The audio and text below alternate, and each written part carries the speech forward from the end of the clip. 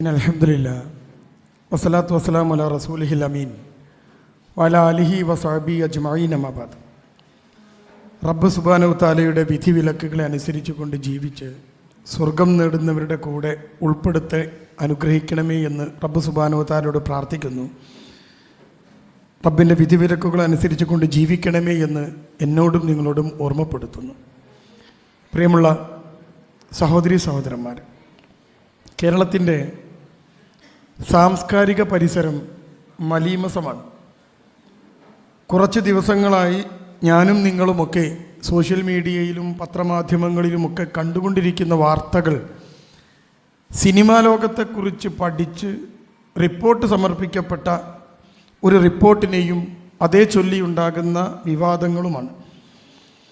ഇന്ത്യയിലാകെ ഡോക്ടർമാർ സമരത്തിലാണ്.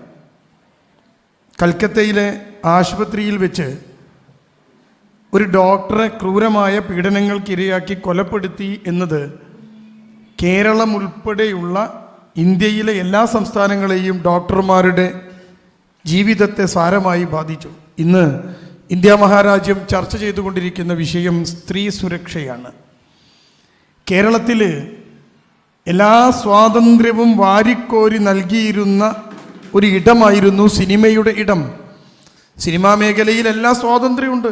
എങ്ങനെയും വസ്ത്രം ധരിക്കാം, എങ്ങനെയും നടക്കാം, ആരുടെ കൂടെയും യാത്ര ചെയ്യാം, എന്തും ചെയ്യാം എന്ന സിനിമാ മേഖലയെക്കുറിച്ച് പഠിച്ചിട്ട് റിപ്പോർട്ട് സമർപ്പിച്ചപ്പോൾ ആ റിപ്പോർട്ട് വായിച്ചു നോക്കിയപ്പം എനിക്ക് തോന്നിയത് ഇവരെന്താണ് ഇസ്ലാമിനെ ഇങ്ങനെ എഴുതി വെച്ചത് എന്നാണ്.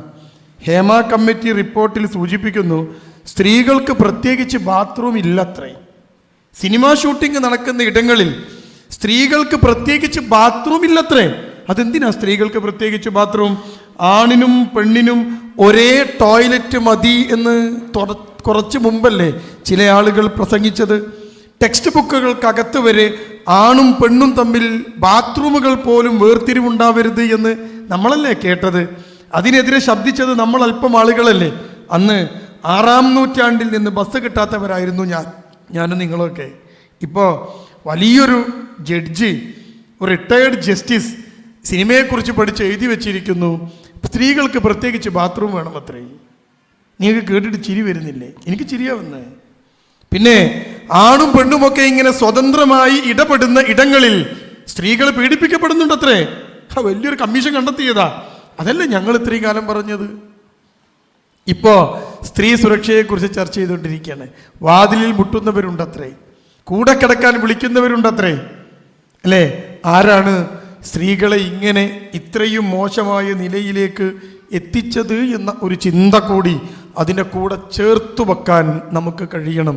നമ്മൾ അന്നും ഇന്നും പറഞ്ഞ സ്ത്രീ സുരക്ഷ, സുരക്ഷിതമായ ഒരു സ്ത്രീ ഈ ഭൂമിയിൽ നിലനിൽക്കണമെങ്കിൽ എൻ്റെ പ്രിയപ്പെട്ടവരെ, ഉറക്കെ ഹേമ കമ്മിറ്റിയുടെ റിപ്പോർട്ടിനോട് ചേർത്ത് വെക്കണം.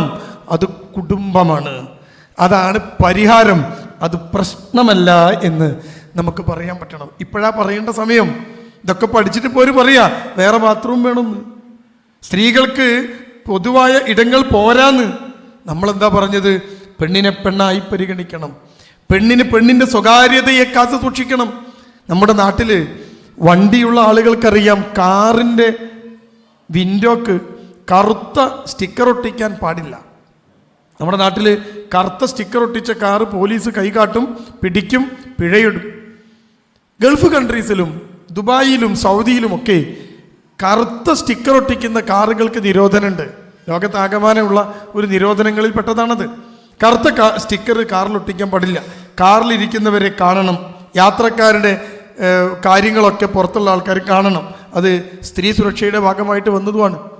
പക്ഷേ സൗദി അറേബ്യയിലും ദുബായിലുമൊക്കെ നിങ്ങൾക്ക് കറുത്ത സ്റ്റിക്കർ ഒട്ടിച്ച കാറ് കാണാം, ഇഷ്ടം പോലെ കാണാം. റോട്ടിൽ ഇങ്ങനെ പോകുന്നുണ്ടാവും, കറുത്ത സ്റ്റിക്കർ ഒട്ടിച്ചിട്ടുണ്ടാവും. അതെന്താ അങ്ങനെ? നിയമം ലംഘിച്ച കാറാണോ? അല്ല.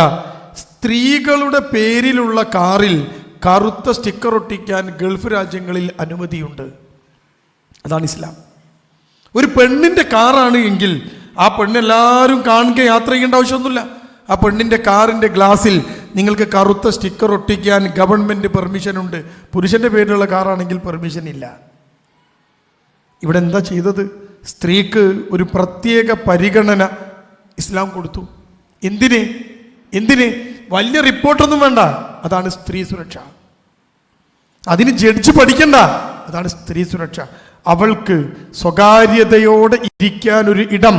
കുട്ടിക്ക് പാല് കൊടുക്കുന്ന അമ്മയാണ് പെണ്ണ്. നമ്മൾ വിളിച്ചു പറഞ്ഞത് അതായിരുന്നു. ആ കുട്ടിക്കൊന്ന് സ്വകാര്യമായി പാല് കൊടുക്കാൻ ഒരു ഇടം വേണ്ടേ അവൾക്ക്, ഒരു മറ വേണ്ടേ അവൾക്ക്? അപ്പോഴേക്ക് പറയും പെണ്ണിനെ മറക്കകത്ത് ഇരുത്തി എന്ന്. എന്നിട്ട് ഇപ്പോഴോ ഓരോരോ ആളുകൾ സ്ഥാനങ്ങൾ രാജിവെച്ചുകൊണ്ടിരിക്കുന്നു. ഓരോരോ ആളുകൾ ബേജാറിലാണ്. ആരൊക്കെയാ വെളിപ്പെടുത്തലുമായി മുന്നോട്ട് വരാമെന്നറിയാതെ എല്ലാവരും പുകമറയിൽ നിൽക്കുന്നു. കേരളത്തിലെ ഗവൺമെൻറ് പോലും പ്രശ്നം ഉണ്ടാക്കുന്നു. സ്വകാര്യത മാനിച്ചുകൊണ്ട് ആളുകളുടെ പേര് പറഞ്ഞില്ല. അല്ലെ, കുറ്റവാളികൾക്ക് ഇത്ര വലിയ സ്വകാര്യത ഉണ്ടെന്ന് നമ്മൾ മനസ്സിലാക്കിയത് ഇപ്പോഴാ. വേറെ ആർക്കും ഈ സ്വകാര്യത ഇല്ല. ഈ സംഭവം ഒരു മദ്രസയെക്കുറിച്ചാണ് പഠിച്ച് റിപ്പോർട്ട് സമർപ്പിച്ചതെങ്കിൽ നിങ്ങൾ ഓർക്കണം, ഇന്ന് എത്ര ആളുകളുടെ സ്വകാര്യത അവർ കാത്തു സൂക്ഷിക്കുമെന്ന്. ഇത് അവിടെയൊക്കെ പറ്റും. ഇതിനെക്കുറിച്ചൊക്കെ വലിയ ചിന്തകൾ എൻ്റെ ശബ്ദം കേൾക്കുന്ന യുവതലമുറയിലെ സ്ത്രീകൾ മനസ്സിലാക്കണം, പെൺകുട്ടി മനസ്സിലാക്കണം. വെള്ളക്കാരായിട്ടുള്ള ആളുകൾ സ്ത്രീകളെ അവർക്ക് ഉപയോഗിക്കാൻ വേണ്ടി ഉണ്ടാക്കിയ നിയമങ്ങളാണ് സ്വതന്ത്ര ചിന്ത. അതിൻ്റെ പേരാണ് ഫെമിനിസം. പെണ്ണിൻ്റെ മുഴുവൻ സൗന്ദര്യവും ശരീരവും ആണിന് കാഴ്ചവെക്കാൻ ഉണ്ടാക്കിയതാണ് ഫെമിനിസം എന്ന് ഇനിയെങ്കിലും എൻ്റെ പ്രിയപ്പെട്ട പുതിയ തലമുറയോട് ഉറക്കെ പറയാൻ നമുക്ക് കഴിയണം. അവിടെ നിന്നുകൊണ്ടാണ് കുളിർമയുള്ള കുടുംബത്തെക്കുറിച്ച് നമ്മൾ സംസാരിക്കേണ്ടത്. ഞാൻ ആദ്യം അടിവരയിട്ട് പറഞ്ഞു, കുടുംബം പ്രശ്നങ്ങൾ ഉണ്ടാകുന്ന ഇടമല്ല, കുടുംബം പരിഹാരമാണ്. എന്തേ സ്ത്രീകൾ ഇങ്ങനെ പീഡിപ്പിക്കപ്പെടുന്നു? ഒരു മനുഷ്യൻ്റെ അകത്തുള്ള അവനെ റബ്ബ് സുബ്ഹാനഹു വ തആല സൃഷ്ടിച്ചപ്പോൾ തന്നെ അവൻ്റെ കൂടെയുള്ള ലൈംഗികതയെ കൃത്യമായിട്ട് ആ മനുഷ്യൻ്റെ ലൈംഗികത തീർക്കാനുള്ള ഇടം വേണം. അത് കുടുംബമാണ്. അതില്ലാത്ത ആളാണ് പുറത്തിറങ്ങുമ്പോൾ മറ്റ് സ്ത്രീകളെ കാണുമ്പോൾ അതിലേക്ക് പോകാൻ തോന്നുക. കൃത്യമായ കുടുംബജീവിതം നയിക്കുന്ന, ഭാര്യയെ അതിരറ്റ് സ്നേഹിക്കുന്ന, ഭർത്താവിനെ പൊന്നുപോലെ സ്നേഹിക്കുന്ന പ്രിയപ്പെട്ട ഭാര്യയോ ഭർത്താവോ കൂട്ടത്തിലുണ്ടെങ്കിൽ ഞാൻ ഉറപ്പിച്ച് പറയാം, മറ്റൊരു അഭീത ബന്ധത്തിലേക്ക് അയാൾ പോവില്ല. ഇല്ല, അയാൾ എങ്ങനെ പോവുക? അയാൾക്ക് കൊതി തീർക്കാൻ, അയാൾക്ക് അയാളുടെ കാര്യങ്ങൾ നടക്കാൻ, അയാളെ സ്നേഹിക്കാൻ, ചേർത്ത് പിടിക്കാൻ, അയാൾക്ക് ശാരീരികമായി വേണ്ടത് നൽകാൻ പ്രിയപ്പെട്ട ഭാര്യ വീട്ടിലുണ്ട്. അവൾക്ക് പരിഗണന കിട്ടാൻ ഭർത്താവ് കൂടെയുണ്ട്. പിന്നെന്തിനാ വേറൊരാൾ? നന്നായി ഉമ്മ സ്നേഹിക്കുന്ന മകൾ എന്തിനാ വേറൊരു പ്രേമം തേടി പോവുക? നോക്കൂ നിങ്ങൾ, കുടുംബം എവിടെ അല്പമൊന്ന് തകരുന്നു, തളരുന്നു, ഇത്തിരി ഒന്ന് പൊടിയുന്നു, അവിടേക്കാണ് പ്രശ്നങ്ങൾ കയറി വരിക എന്നത് എൻ്റെ പ്രിയമുള്ള കുടുംബമായി ജീവിക്കുന്ന സഹോദരീ സഹോദരന്മാർ, യുവതലമുറ മനസ്സിലാക്കണം. അതുകൊണ്ട് സ്ത്രീക്ക് സുരക്ഷതയുണ്ടാവണം. എന്താ ചെയ്യേണ്ടത്? എല്ലാ ആശുപത്രികളിലും എയർപോർട്ടിലുള്ള പോലെ സുരക്ഷിതത്വം ഉണ്ടാക്കണമെന്ന് പോലീസ് ഇങ്ങനെ കാവലിക്കുക. അപ്പോൾ പീഡനം നടക്കൂലേ? എല്ലാ സിനിമാ സൈറ്റിലും പോലീസുകാർ വളഞ്ഞു നിന്ന പീഡനം നടക്കൂലേ? ഇതിനുള്ള ആകെ വഴി എന്താണെന്നറിയോ? പെണ്ണിനെ പെണ്ണായി കാണലാണ്, ആണിനെ ആണായി കാണലാണ്. പെണ്ണിനു വേണ്ടത് പെണ്ണിനും ആണിനു വേണ്ടത് ആണിനും ഒരുക്കി കൊടുക്കലാണ്. അവളെ പരിഗണിക്കേണ്ടത്, അവളെ നോക്കേണ്ടത് അങ്ങനെയാണ് എന്ന് നമ്മൾ മനസ്സിലാക്കണം. അവിടെയാ സ്ത്രീ സുരക്ഷ. ഒരു പെണ്ണും ആണും മക്കളുമൊക്കെ സുരക്ഷിതമാവുക ഏറ്റവും മനോഹരമായ കുടുംബജീവിതം നടക്കുന്നിടത്താണ്. ഏറ്റവും കുറവ് ആത്മഹത്യയുള്ള രാജ്യം സൗദി അറേബ്യയാണ്, ഗൾഫ് രാജ്യങ്ങളാണ്. നിങ്ങൾ സൗദിയിലും ഗൾഫിലും ഒക്കെ ജോലി ചെയ്ത ആളുകൾക്ക് കാണാൻ പറ്റും, ഏറ്റവും കൂടുതൽ വികലാംഗരുള്ള നാടും അതാണ്. നിങ്ങൾ കണ്ടിട്ടുണ്ടാവും. ഒരു കാറിൽ നോക്കിയാൽ ഒരാളെ കാണാൻ നിങ്ങൾക്ക്. നമ്മുടെ നാട്ടിൽ ഒരു മനുഷ്യനെ കോടികൾ കൊടുത്തുകൊണ്ട് അയാളെ ജയിൽ മോചിതനാക്കാൻ വേണ്ടി ശ്രമം നടന്നു. നിങ്ങൾ കണ്ടിട്ടുണ്ടോ? അയാൾ ചെയ്ത തെറ്റെന്താ? ഒരു ഭിന്നശേഷിക്കാരനായ സുഖമില്ലാത്ത ഒരു കുട്ടിയെ കാറിൽ കൊണ്ടുപോകുമ്പം അവൻ വികൃതി കാണിച്ചപ്പോൾ അയാളെടുത്തൊരു കയ്യബദ്ധം പറ്റിയെന്നാ അല്ലേ? ഇങ്ങനത്തെ സുഖമില്ലാത്തവരെ ഓരോ എയർപോർട്ടിൽ പോയി നിങ്ങൾക്ക് കാണാം. എല്ലാ ലുലു സൂപ്പർ മാർക്കറ്റിൻ്റെ മുമ്പിലും ആദ്യത്തെ പാർക്കിംഗ് 3 or 4 ഭിന്നശേഷിയുള്ളവർക്ക് വേണ്ടി മാറ്റിയിട്ടത് കാണാം ഗൾഫ് രാജ്യങ്ങളിൽ. പക്ഷേ ആരും ആത്മഹത്യ ചെയ്യാറില്ല. എനിക്കൊരു ഭിന്നശേഷി കുട്ടി പിറന്നു എന്ന് പറഞ്ഞിട്ട് അവിടെ ഒരാൾ ആത്മഹത്യ ചെയ്യാറില്ല. എൻ്റെ മകന് ബുദ്ധിയില്ല എന്ന് പറഞ്ഞിട്ട് ആത്മഹത്യ ചെയ്യാറില്ല. എന്താ കാരണം എന്നറിയോ? അവിടെയാണ് പരിഹാരം. അതാ ഞാൻ നിങ്ങളോട് പറഞ്ഞത്, ഈ പരിഹാരമാണ് കുടുംബം. അതിശക്തമായ കുടുംബം, സ്നേഹമുള്ള കുടുംബം, കുളിർമയുള്ള കുടുംബം. ഉണ്ടോ? എനിക്കുണ്ടോ? നിങ്ങൾക്കുണ്ടോ? അതുണ്ടാക്കാനുള്ള ശ്രമമാണ് നമ്മൾ ചിന്തിക്കേണ്ടത്. സ്ത്രീ സുരക്ഷ. അവിടെ സ്ത്രീ സുരക്ഷിതാണ്. എൻ്റെ മുമ്പിലിരിക്കുന്ന പെൺകുട്ടികൾ 20 വയസ്സായ പെൺകുട്ടിയോട് വിവാഹത്തെക്കുറിച്ച് പറഞ്ഞാൽ അവൾ പറയും തയ്യാറല്ല, അതൊന്നും ശരിയാവില്ല, ഡിഗ്രി കഴിയട്ടെ. ഡിഗ്രി കഴിഞ്ഞാൽ അവൾ പറയും PG കഴിയട്ടെ. PG കഴിഞ്ഞാൽ അവൾ പറയും എനിക്ക് ഇത്തിരി കൂടി പഠിക്കാണ്ട് ജോലി കിട്ടട്ടെ. ജോലി കിട്ടിയാൽ അവൾ പറയും ജോലിയൊക്കെ കിട്ടിയതാ, എനിക്ക് ശമ്പളമൊക്കെ ഉണ്ട്, ഞാൻ കുറച്ചൊന്ന് സ്വതന്ത്രമായിട്ട് ജീവിക്കട്ടെ. അതൊക്കെ കഴിഞ്ഞാൽ അവൾ പറയും ഇനി കുറച്ചുകൂടി കഴിയട്ടെ. എപ്പോഴാണ് നിങ്ങൾ കല്യാണം കഴിക്കുക? എന്താ ഈ കുട്ടികൾ പേടിക്കുന്നത്?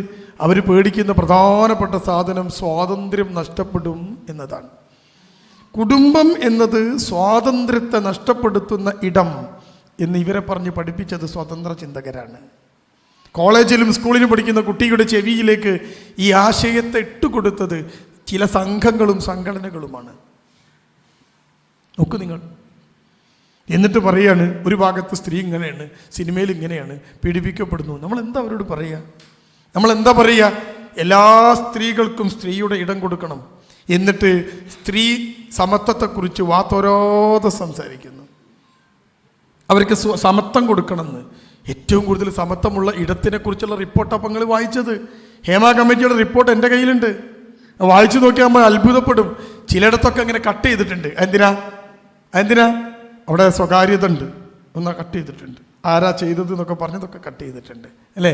എന്തൊക്കെ കാര്യങ്ങളാണെന്നറിയോ? ആ റിപ്പോർട്ട് വായിച്ചാൽ അത്ഭുതത്തോടെ നിങ്ങൾ നിന്നു പോകും. ഇത്രയും വൃത്തികെട്ടതായിരുന്നോ, മലീമസമായിരുന്നോ ഈ സ്ഥലം എന്ന് മനസ്സിലാക്കും. പക്ഷെ നമ്മുടെ കുട്ടികൾ പോവാൻ കൊതിക്കുന്നത്, കാണാൻ കൊതിക്കുന്നത് ഈ സിനിമയും, ആവാൻ കൊതിക്കുന്നത് ഈ നടന്മാരും നടികളും ഒക്കെയാണ്.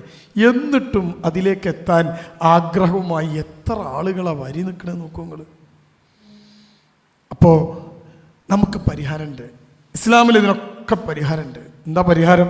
അത് കുടുംബമാണ്. എത്രയും പെട്ടെന്നൊരു കുടുംബജീവിതത്തിലേക്ക് കിടക്കുക എന്നതാണ് ഏറ്റവും സുരക്ഷിതമായി ഒരു സ്ത്രീ മാറാനുള്ള പ്രധാനപ്പെട്ട ഒരു ആശയം. അത് തന്നെയാണ് ഒരു പുരുഷൻ്റെയും ആശയം. ആൺകുട്ടിയോ തെറ്റിപ്പോവാൻ ഏറെ അവസരമുള്ള സമയമാണിത്. നമ്മുടെ കാലഘട്ടമല്ല, ഞാനും നിങ്ങളും ജീവിച്ച നമ്മുടെ കൗമാരവും യൗവനവും കഴിഞ്ഞു പോയ കാലഘട്ടമല്ല. ഓരോരുത്തരുടെ കയ്യിലൊരു മൊബൈൽ ഫോണാണ്. ആ മൊബൈൽ ഫോണിനകത്ത് വൃത്തികേടുകൾ കണ്ടുകൊണ്ടേയിരിക്കുന്നു. കണ്ടുകൊണ്ടേയിരിക്കുന്നു. നോക്കൂ, നമ്മുടെയൊക്കെ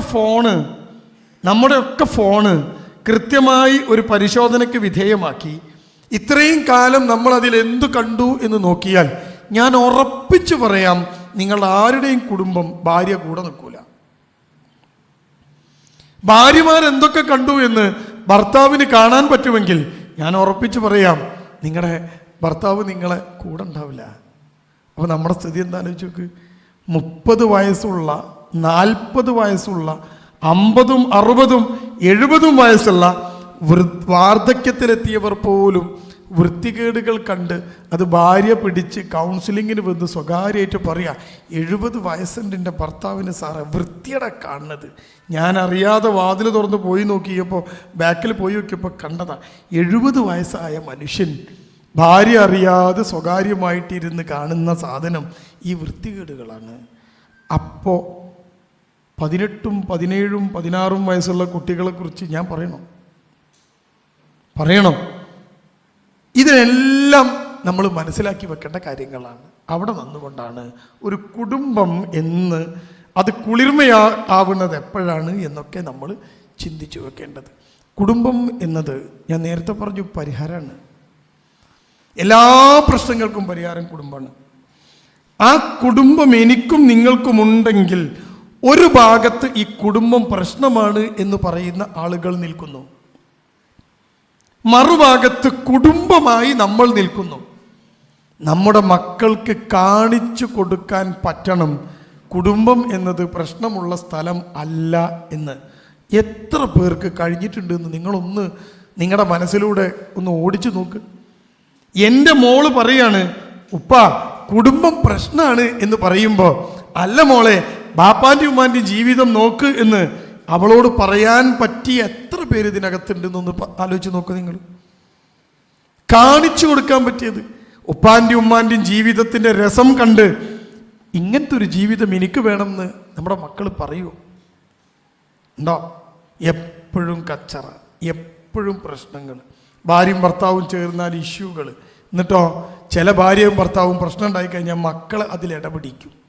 മോളോ പറയും എൻ്റെ ബാപ്പ കണ്ടില്ല എന്നോട് ചെയ്യണത്. ബാപ്പ വന്ന് മോളോട് പറയും ഉമ്മൻ്റെ അടുത്ത് എൻ്റെ പ്രശ്നം ഉണ്ടായിട്ടാണ്. കൗൺസിലിംഗ് എടുത്ത മോളാ. ഇവളിതൊക്കെ നന്നാക്കി അവസാനം വെക്ക് മനസ്സിലാവും ഉമ്മ അടുത്തൊരു പണി എനിക്ക് വേണ്ട അല്ലേ? കുടുംബം വേണ്ടാന്നല്ലേ ഈ കുട്ടി മനസ്സിലാക്കുക. അതുകൊണ്ട് നമുക്ക് ചെയ്യാൻ പറ്റിയ ഏറ്റവും നല്ല പണി എന്താണെന്നറിയോ? കുടുംബം എന്നത് ഏറ്റവും മനോഹരമാണ് എന്ന് കാണിച്ചു കൊടുക്കലാണ്. ഇവിടെ നിൽക്കുന്ന, ഇവിടെ ഇരിക്കുന്ന എൻ്റെ പ്രിയപ്പെട്ടവർ ചിന്തിക്കുക, എത്ര കുടുംബങ്ങളുണ്ട് തകർന്നു പോയവർ. എന്നിട്ടും ഇങ്ങനെ വലിഞ്ഞു വലിഞ്ഞു മുന്നോട്ട് പോവുകയാണ് കുടുംബം. എല്ലാം നഷ്ടപ്പെട്ടിട്ടും ഇങ്ങനെ വലിഞ്ഞ് കുട്ടികൾക്ക് വേണ്ടി നിലകൊള്ളുന്നവർ, കുട്ടികളായി നിലകൊള്ളുന്നവർ. ഇങ്ങനെ ഒന്നും മുന്നോട്ട് പോകേണ്ട സ്ഥലമല്ല എന്ന് നമ്മൾ മനസ്സിലാക്കി വെക്കുക. അവിടെയാണ് കുടുംബം എന്ന വ്യവസ്ഥയെക്കുറിച്ച് വലിയൊരു ചിന്ത നമ്മൾ നടത്തേണ്ടത്. സംഭവം വളരെ സിമ്പിളാണ്, വളരെ സിമ്പിളാണ്. 3 ബന്ധങ്ങൾ ചേർത്ത് വെച്ചാൽ അതിൻ്റെ പേരാണ് കുടുംബം. മറ്റു ബന്ധങ്ങളെപ്പോലെ അല്ല കുടുംബ ബന്ധം. 3 ബന്ധങ്ങൾ ചേർത്ത് വെക്കണം. ആ 3 ബന്ധങ്ങൾ ഇങ്ങനെ ചേർത്ത് വെച്ചാൽ അതിൻ്റെ പേര് കുടുംബം. അല്ലാതെ ഒരാണ് ഒരു പെണ്ണിനെ കല്യാണം കഴിക്കുന്നു, അവളെ കയ്യും പിടിച്ച് കൊണ്ടുവരുന്നു, എന്നിട്ട് വീട്ടിൽ നിർത്തുന്നു, അമ്മായിമ്മ കുറേ കുത്തുന്നു, നാത്തും കുറേ കുത്തുന്നു, കുറേ പ്രശ്നങ്ങൾ കാര്യങ്ങൾ, അതിൻ്റെ ഇടയിൽ കൂടെ കുറച്ച് കുട്ടികൾ, എന്നിട്ട് പിന്നെ ഈ പെണ്ണിൻ്റെ മുഴുവൻ സ്ട്രെസ്സും സ്ട്രെയിനും ദേഷ്യവും കുട്ടികളോട് തീർക്കുക. അമ്മായിമ്മനെ തല്ലാൻ പറ്റൂല, കുട്ടികളെ തല്ലും. എന്നിട്ട് കുട്ടികളും നാശമായി. കുറച്ച് കഴിഞ്ഞ് അമ്മായിമ്മയും പോയി. ആർക്കും സ്വർഗവുമില്ല, ദുനിയാവുമില്ല, പരലോകമില്ലാത്ത അവസ്ഥ. ഇതല്ല കുടുംബം. അല്ല. പിന്നെയോ 3 ബന്ധങ്ങളെ കൃത്യമായി ചേർത്ത് വെക്കാൻ പറ്റണം. അതെന്തൊക്കെയാണ്? ഇന്ന് ഇവിടെ നിന്ന് നിങ്ങൾ ഇറങ്ങുമ്പോൾ നിങ്ങളുടെ കുടുംബത്തിനകത്ത് ഈ 3 സാധനം കൊണ്ടുവരണം. കൊണ്ടുവന്നാൽ നിങ്ങളുടെ കുടുംബം കുളിർമയുള്ള കുടുംബമാകും. ഇല്ലേ, അതൊരു കുടുംബമല്ല എന്ന് നിങ്ങൾ മനസ്സിലാക്കുക. അല്ല, അതിലൊന്നാം സ്ഥാനം, ഞാൻ കുടുംബത്തോടാണ് സംസാരിക്കുന്നത്. 1-ാം സ്ഥാനം, ഞാൻ 3 ബന്ധങ്ങൾ ഒരുമിക്കണം എന്ന് പറഞ്ഞു. 1-ാമത്തെ ബന്ധത്തിൻ്റെ പേരാണ് ശാരീരിക ബന്ധം. കണ്ടോ? അതാണ് 1-ാമത്തെ ബന്ധം. കുടുംബ ബന്ധത്തിൻ്റെ 1-ാമത്തെ ബന്ധം അതാ. അതില്ലേ കുടുംബ ബന്ധമില്ല. അത് വേറെ ആരുമായിട്ടുള്ള പറ്റൂലല്ലോ. ഈ ശാരീരിക ബന്ധം എന്നത് ഭാര്യയും ഭർത്താവും തമ്മിലുള്ള ബന്ധം മാത്രമല്ല, മക്കളുമായി ശാരീരിക ബന്ധം വേണം. അപ്പം ഒരു കാര്യം ഉറപ്പാണ്, ഭാര്യാഭർത്തൃ ബന്ധത്തെ മാത്രമല്ല ശാരീരിക ബന്ധം എന്ന് പറയുന്നത്. ശരീരം കൊണ്ട് ഒരാളെ തൊടുക, കെട്ടിപ്പിടിക്കുക, ഉമ്മ വെക്കുക, ചേർത്ത് പിടിക്കുക, ഇതൊക്കെ ശരീരം കൊണ്ടുള്ള ബന്ധമാണ്. ഇത് കുടുംബത്തിനകത്ത് മാത്രം ഉണ്ടാകുന്ന സാധനം. ഇനി എൻ്റെ മുമ്പിലിരിക്കുന്ന ഓരോരുത്തരും ചിന്തിച്ചോളൂ, നമ്മുടെ കുടുംബത്തിനകത്ത് ഇതുണ്ടോ? കുട്ടി നാശായി, പ്രേമിച്ച് നിങ്ങൾ കുട്ടിയെ ചേർത്ത് പിടിക്കാറുണ്ടോ? നിങ്ങൾ കുട്ടിയെ ചുംബിക്കാറുണ്ടോ? നിങ്ങൾ കുട്ടിയുടെ കൂടെ നിൽക്കാറുണ്ടോ? നിങ്ങൾ കുട്ടിയെ കേൾക്കാറുണ്ടോ? പുതിയ തലമുറ വൃത്തിയിട്ട സാധനങ്ങൾ എന്ന് പറഞ്ഞ് തള്ളിക്കളയാണോ? ഉണ്ടോ? ഉണ്ടെങ്കിൽ കുട്ടി നിങ്ങളെ കൂടെ നിൽക്കും. പ്രശ്നം കുട്ടിയൊക്കെ മാത്രമല്ല, പ്രശ്നം എവിടെയ? ശാരീരികമായ ബന്ധം നഷ്ടപ്പെടുന്നിടത്താണ്. പെരുന്നാൾ കഴിഞ്ഞു, വലിയ പെരുന്നാൾ കഴിഞ്ഞു ഇല്ലേ? ഇവിടെയും കഴിഞ്ഞില്ലേ? കഴിഞ്ഞു. നിസ്കാരം കഴിഞ്ഞ്, ഈദ്ഗാഹിന്ന് നിസ്കാരമൊക്കെ കഴിഞ്ഞ്, പള്ളിയിൽ നിന്ന് നിസ്കാരമൊക്കെ കഴിഞ്ഞ് എന്താ നമ്മൾ ചെയ്തത്? എഴുന്നേറ്റ് നിന്നു, തൊട്ടടുത്തുള്ള ആളെ കെട്ടിപ്പിടിച്ചു, കെട്ടിപ്പിടിച്ചു. തഖബ്ബലല്ലാഹു മിന്നാ വ മിൻകും, അവന് വേണ്ടി പ്രാർത്ഥിച്ചിട്ട് കെട്ടിപ്പിടിച്ചു. എല്ലാ നാട്ടുകാരും കെട്ടിപ്പിടിച്ചിട്ടാണ് നമ്മൾ വീട്ടിൽ പോയത് അല്ലേ? എന്നിട്ട് നിങ്ങളുടെ വീട്ടിലെത്തിയിട്ട് മക്കളെ കെട്ടിപ്പിടിച്ചോ? പിടിച്ചോ? ഭാര്യയെ കെട്ടിപ്പിടിച്ചോ? തഖബ്ബലല്ലാഹു മിന്നാ വ മിൻകും. ഇല്ല. നാട്ടുകാർ പറയും നല്ല മനുഷ്യനാണ് അയാൾ. മക്കൾ പറയും എന്ത് ബാപ്പ. എവിടെയൊക്കെ അംഗീകാരം കിട്ടിയത്? ആകെ തല തിരിഞ്ഞു പോവാണ്. എന്നിട്ട് നമ്മളിരിക്കുക കൺകുളിർമ എങ്ങനെ ഉണ്ടാക്കാമെന്ന്. ഈ കുടുംബത്തിനകത്തേക്ക് ഇത് കൊണ്ടുവരാൻ നമുക്ക് കഴിയണം. ശാരീരിക ബന്ധം എന്നത് കുടുംബ ബന്ധത്തിന് മാത്രം ഇസ്ലാം അനുവദിക്കപ്പെട്ടതാണ്. അതാ ഞാൻ നേരത്തെ പറഞ്ഞത്, അതിന് പരിഹാരം അതാണ്, സ്ത്രീ സുരക്ഷയ്ക്ക്. മറ്റൊരു പെണ്ണിനെ തൊടാൻ പാടില്ല എന്ന് നമ്മളെ പഠിപ്പിച്ചു വെക്കണം അല്ലേ? എന്നാ സിനിമയിലോ ഭാര്യയും ഭർത്താവുമായി അഭിനയിക്കുന്ന ആള് എന്നെ തുടരുതിട്ടോ എന്ന് പറഞ്ഞ് അഭിനയിക്കാൻ പറ്റൂല. അതിനൊക്കെ അനുമതി അവിടെ ഉണ്ട്. അവിടെ സ്ത്രീ സുരക്ഷ നഷ്ടപ്പെട്ടു. ആർക്കും ആരെയും തൊടാം, ആർക്കും ആരെയും കെട്ടിപ്പിടിക്കാം, ആർക്കും ആരെയും ഉമ്മ വെക്കാം. പിന്നെന്താ സുരക്ഷ? തോട്ടു പോവരുത്, നിങ്ങൾക്ക് അനുവദിച്ചത് മാത്രം. അവിടല്ലേ സുരക്ഷ? അപ്പൊ ഏതാ കൊണ്ടുവരേണ്ടത്? ആരാണ് 21-ാം നൂറ്റാണ്ടിന്റെ തത്വം പറയുന്നത്? ഓരോ പ്രശ്നങ്ങൾ ഉണ്ടാകുമ്പോഴും ഇസ്ലാം ഇങ്ങനെ മിന്നിത്തിളങ്ങാണ്. കണ്ടോ നിങ്ങള്? ഇവിടെ നമ്മുടെ കുടുംബത്തിനകത്ത് ഈ ബന്ധം ഉണ്ടോ? നിങ്ങൾ നോക്ക്, ഉണ്ടോ നോക്ക്. ഭാര്യാഭർത്താക്കന്മാർ അവരുടെ ശാരീരിക ബന്ധം ഏറ്റവും പ്രധാനപ്പെട്ട സാധനമാണത്. നമ്മുടെ കുടുംബത്തിൻ്റെ അവസ്ഥ ആലോചിച്ച് നോക്ക്. ഭർത്താവ് താല്പര്യപ്പെടുമ്പോൾ ഭാര്യയെ കിട്ടൂല, ഭാര്യയ്ക്ക് താല്പര്യപ്പെടുമ്പോൾ ഭർത്താവിനെ കിട്ടൂല. രണ്ടുപേർക്കും താല്പര്യപ്പെടുമ്പോൾ വേറെന്തെങ്കിലുമൊക്കെ പ്രശ്നങ്ങൾ അല്ലേ? ഉണ്ടോ? നമ്മുടെ കുടുംബത്തിനകത്ത് ഒരു ഭാര്യാഭർത്തൃ ശാരീരിക ബന്ധമുണ്ടോ? എന്നിട്ട് തൻ്റെ ഫോണിനകത്തെ വൃത്തികേടുകൾ കണ്ട് തൻ്റെ ഉള്ളിലുള്ളത് തീർക്കുന്ന പുരുഷന്മാർ എത്ര പേരുണ്ട്? മറ്റു പല ബന്ധങ്ങളിലും പെട്ടുപോകുന്ന സ്ത്രീകൾ എത്ര പേരുണ്ട് നമ്മുടെ കുടുംബത്തിനകത്തുണ്ടോ? ഞാൻ എന്താ പറയണെന്നറിയോ? ഒരു പുരുഷൻ തെറ്റിപ്പോവാതിരിക്കാനുള്ള പ്രധാനപ്പെട്ട പണി അവൻ്റെ അകത്തുള്ള ലൈംഗികതയെ തീർക്കാൻ ഒരു സ്ഥലം കൊടുക്കലാണ്. അല്ലാത്തൊരു മനുഷ്യൻ അപകടകാരിയാണ്. തീരാത്ത ലൈംഗികതയുമായി നടക്കുന്ന ഒരു മനുഷ്യൻ അപകടകാരിയാണ്. അവന് നമുക്ക് ഒരു നിലക്കും വിശ്വസിക്കാൻ പറ്റില്ല. അപ്പോൾ ഒരു പുരുഷനെ നിർവീര്യമാക്കാനുള്ള ഏറ്റവും എളുപ്പപണി എന്താ? അവൻ്റെ സെക്ഷുവാലിറ്റിയെ തീർക്കാൻ പറ്റണം. എൻ്റെ പ്രിയപ്പെട്ട സ്ത്രീകൾ എപ്പോഴെങ്കിലും ഇത് ചിന്തിച്ച് നോക്കിയണോ? ചോദിക്കുന്ന ചോദ്യം, നിങ്ങൾക്ക് ഇത് മാത്രമേ പണിയുള്ളൂ എന്നാ? അയാൾ പിന്നെ ആ പണിക്ക് എവിടെ പോവുക? ആ ചോദ്യത്തിൻ്റെ ഒരു ഉത്തരാലിച്ച് നോക്ക് നിങ്ങൾ. അവിടെകൂടി തീർന്ന് അയാൾ അവിടെ തന്നെ എൻ്റെ പണിയെടുത്തോ. അടുത്തത് വേറെ ബന്ധം ഉണ്ടാക്കല അല്ലേ? അറിയാതെ കല്യാണം കഴിച്ച് പ്രശ്നമായി പൊട്ടിത്തെറിച്ചിട്ട് ഒരു പുരുഷൻ എൻ്റെ അടുത്ത് വരിക ഭാര്യനെയും കൊണ്ട്. അയാൾ അറിയാതെ കല്യാണം കഴിച്ചതാ. എന്നിട്ട് ആ പെണ്ണിങ്ങനെ വന്ന് പ്രശ്നം ഉണ്ടാക്കിക്കൊണ്ടിരിക്കുകയാണ്. അയാളിങ്ങനെ മിണ്ടാതിരിക്കുന്നു. ഞാൻ ചോദിച്ചു, എന്തേ നിങ്ങൾ അറിയിക്കാതെ കല്യാണം കഴിച്ചതെന്ന്? അയാൾ എൻ്റെ മുഖത്തൊക്കെ എന്നോട് പറഞ്ഞു, നിങ്ങളിപ്പോൾ കണ്ടില്ലേ അവളെ? ഇതിൻ്റെ ഒരു 3 ഇരട്ടിയാണ് എൻ്റെ പുരയിൽ. ഞാൻ എങ്ങനെ കെട്ടാതൊക്കെ? ഇപ്പം നിങ്ങൾ കണ്ടില്ലേ? നിങ്ങളെ മുമ്പിൽ വെച്ചിട്ട് അവള് എന്നെ പറയണതും അവള് കിടന്ന് ഇളകണവും കണ്ടില്ല നിങ്ങൾ? ഇതിൻ്റെ 3 ഇരട്ടിയാണ് എൻ്റെ പുരയിൽ. അവിടെ നിങ്ങളില്ലല്ലോ. ഞാനെങ്ങനെയാ സാറേ ഇവളെ വെച്ച് ജീവിക്കുക? പിന്നെ എന്താ ഒഴിവാക്കാത്തത്? എൻ്റെ കുട്ടികൾ. എവിടെയാ അതിൻ്റെ പ്രശ്നം? എവിടെയാ പ്രശ്നം? ഞാൻ എന്താ പറഞ്ഞത്? തീരാത്ത ലൈംഗികതയുണ്ടോ നിങ്ങളുടെ പ്രിയപ്പെട്ട ആണുങ്ങളെ മനസ്സിൽ? എങ്കിൽ ആ ആണ് അപകടകാരിയാണ്. അവൻ ഇടപെടുന്നിടത്ത് തെറ്റിപ്പോവാൻ സാധ്യതയുണ്ട്, അവന് പ്രശ്നങ്ങൾ ഉണ്ടാവാൻ സാധ്യതയുണ്ട്. അപ്പോൾ ഈ ആവശ്യവുമായി തൻ്റെ മുന്നിലെത്തുന്ന ഇണയോട് നിങ്ങൾക്ക് ഇത് മാത്രം ഒരു വിചാരമുള്ളൂ എന്നൊരു ചോദ്യം ഒരു പെണ്ണ് ചോദിച്ചാൽ അവിടെ കുടുംബത്തിൻ്റെ കുളിർമ നഷ്ടപ്പെട്ടു എന്നർത്ഥം. ഇത് തീർക്കാൻ അപ്പോൾ ഇതെന്നൊരു പണിയാണോ എന്ന് വെച്ചാൽ അതിനൊന്നും എനിക്ക് ഉത്തരമില്ല. പക്ഷേ അത് കൃത്യമായി മനസ്സിലാക്കാൻ അറിയുന്ന ഭാര്യയാണ് ഏറ്റവും മനോഹരമായ ഭാര്യ എന്ന് നമ്മൾ അറിയണം.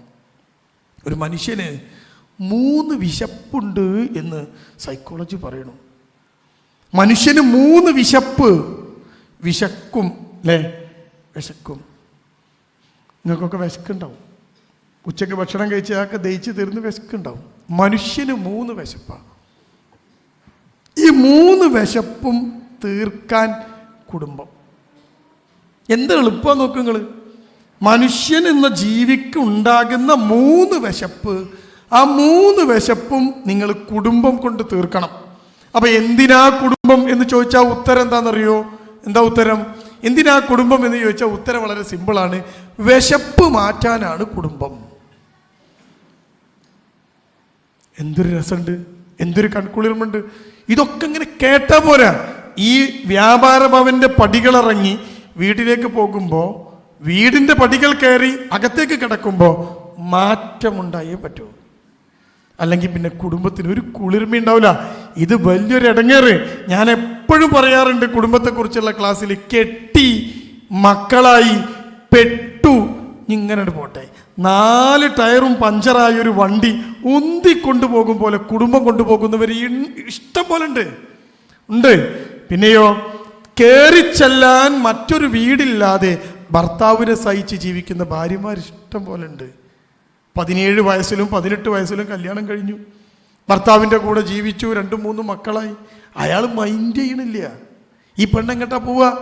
ബാപ്പ മരിച്ചുപോയി, ആങ്ങളയുടെ കൂടെയാണ് ഉമ്മ. ആങ്ങളക്കൊരു ഭാര്യയുണ്ട്, മക്കളുണ്ട്, അവൻ സുഖമായിട്ട് കഴിയാണ്.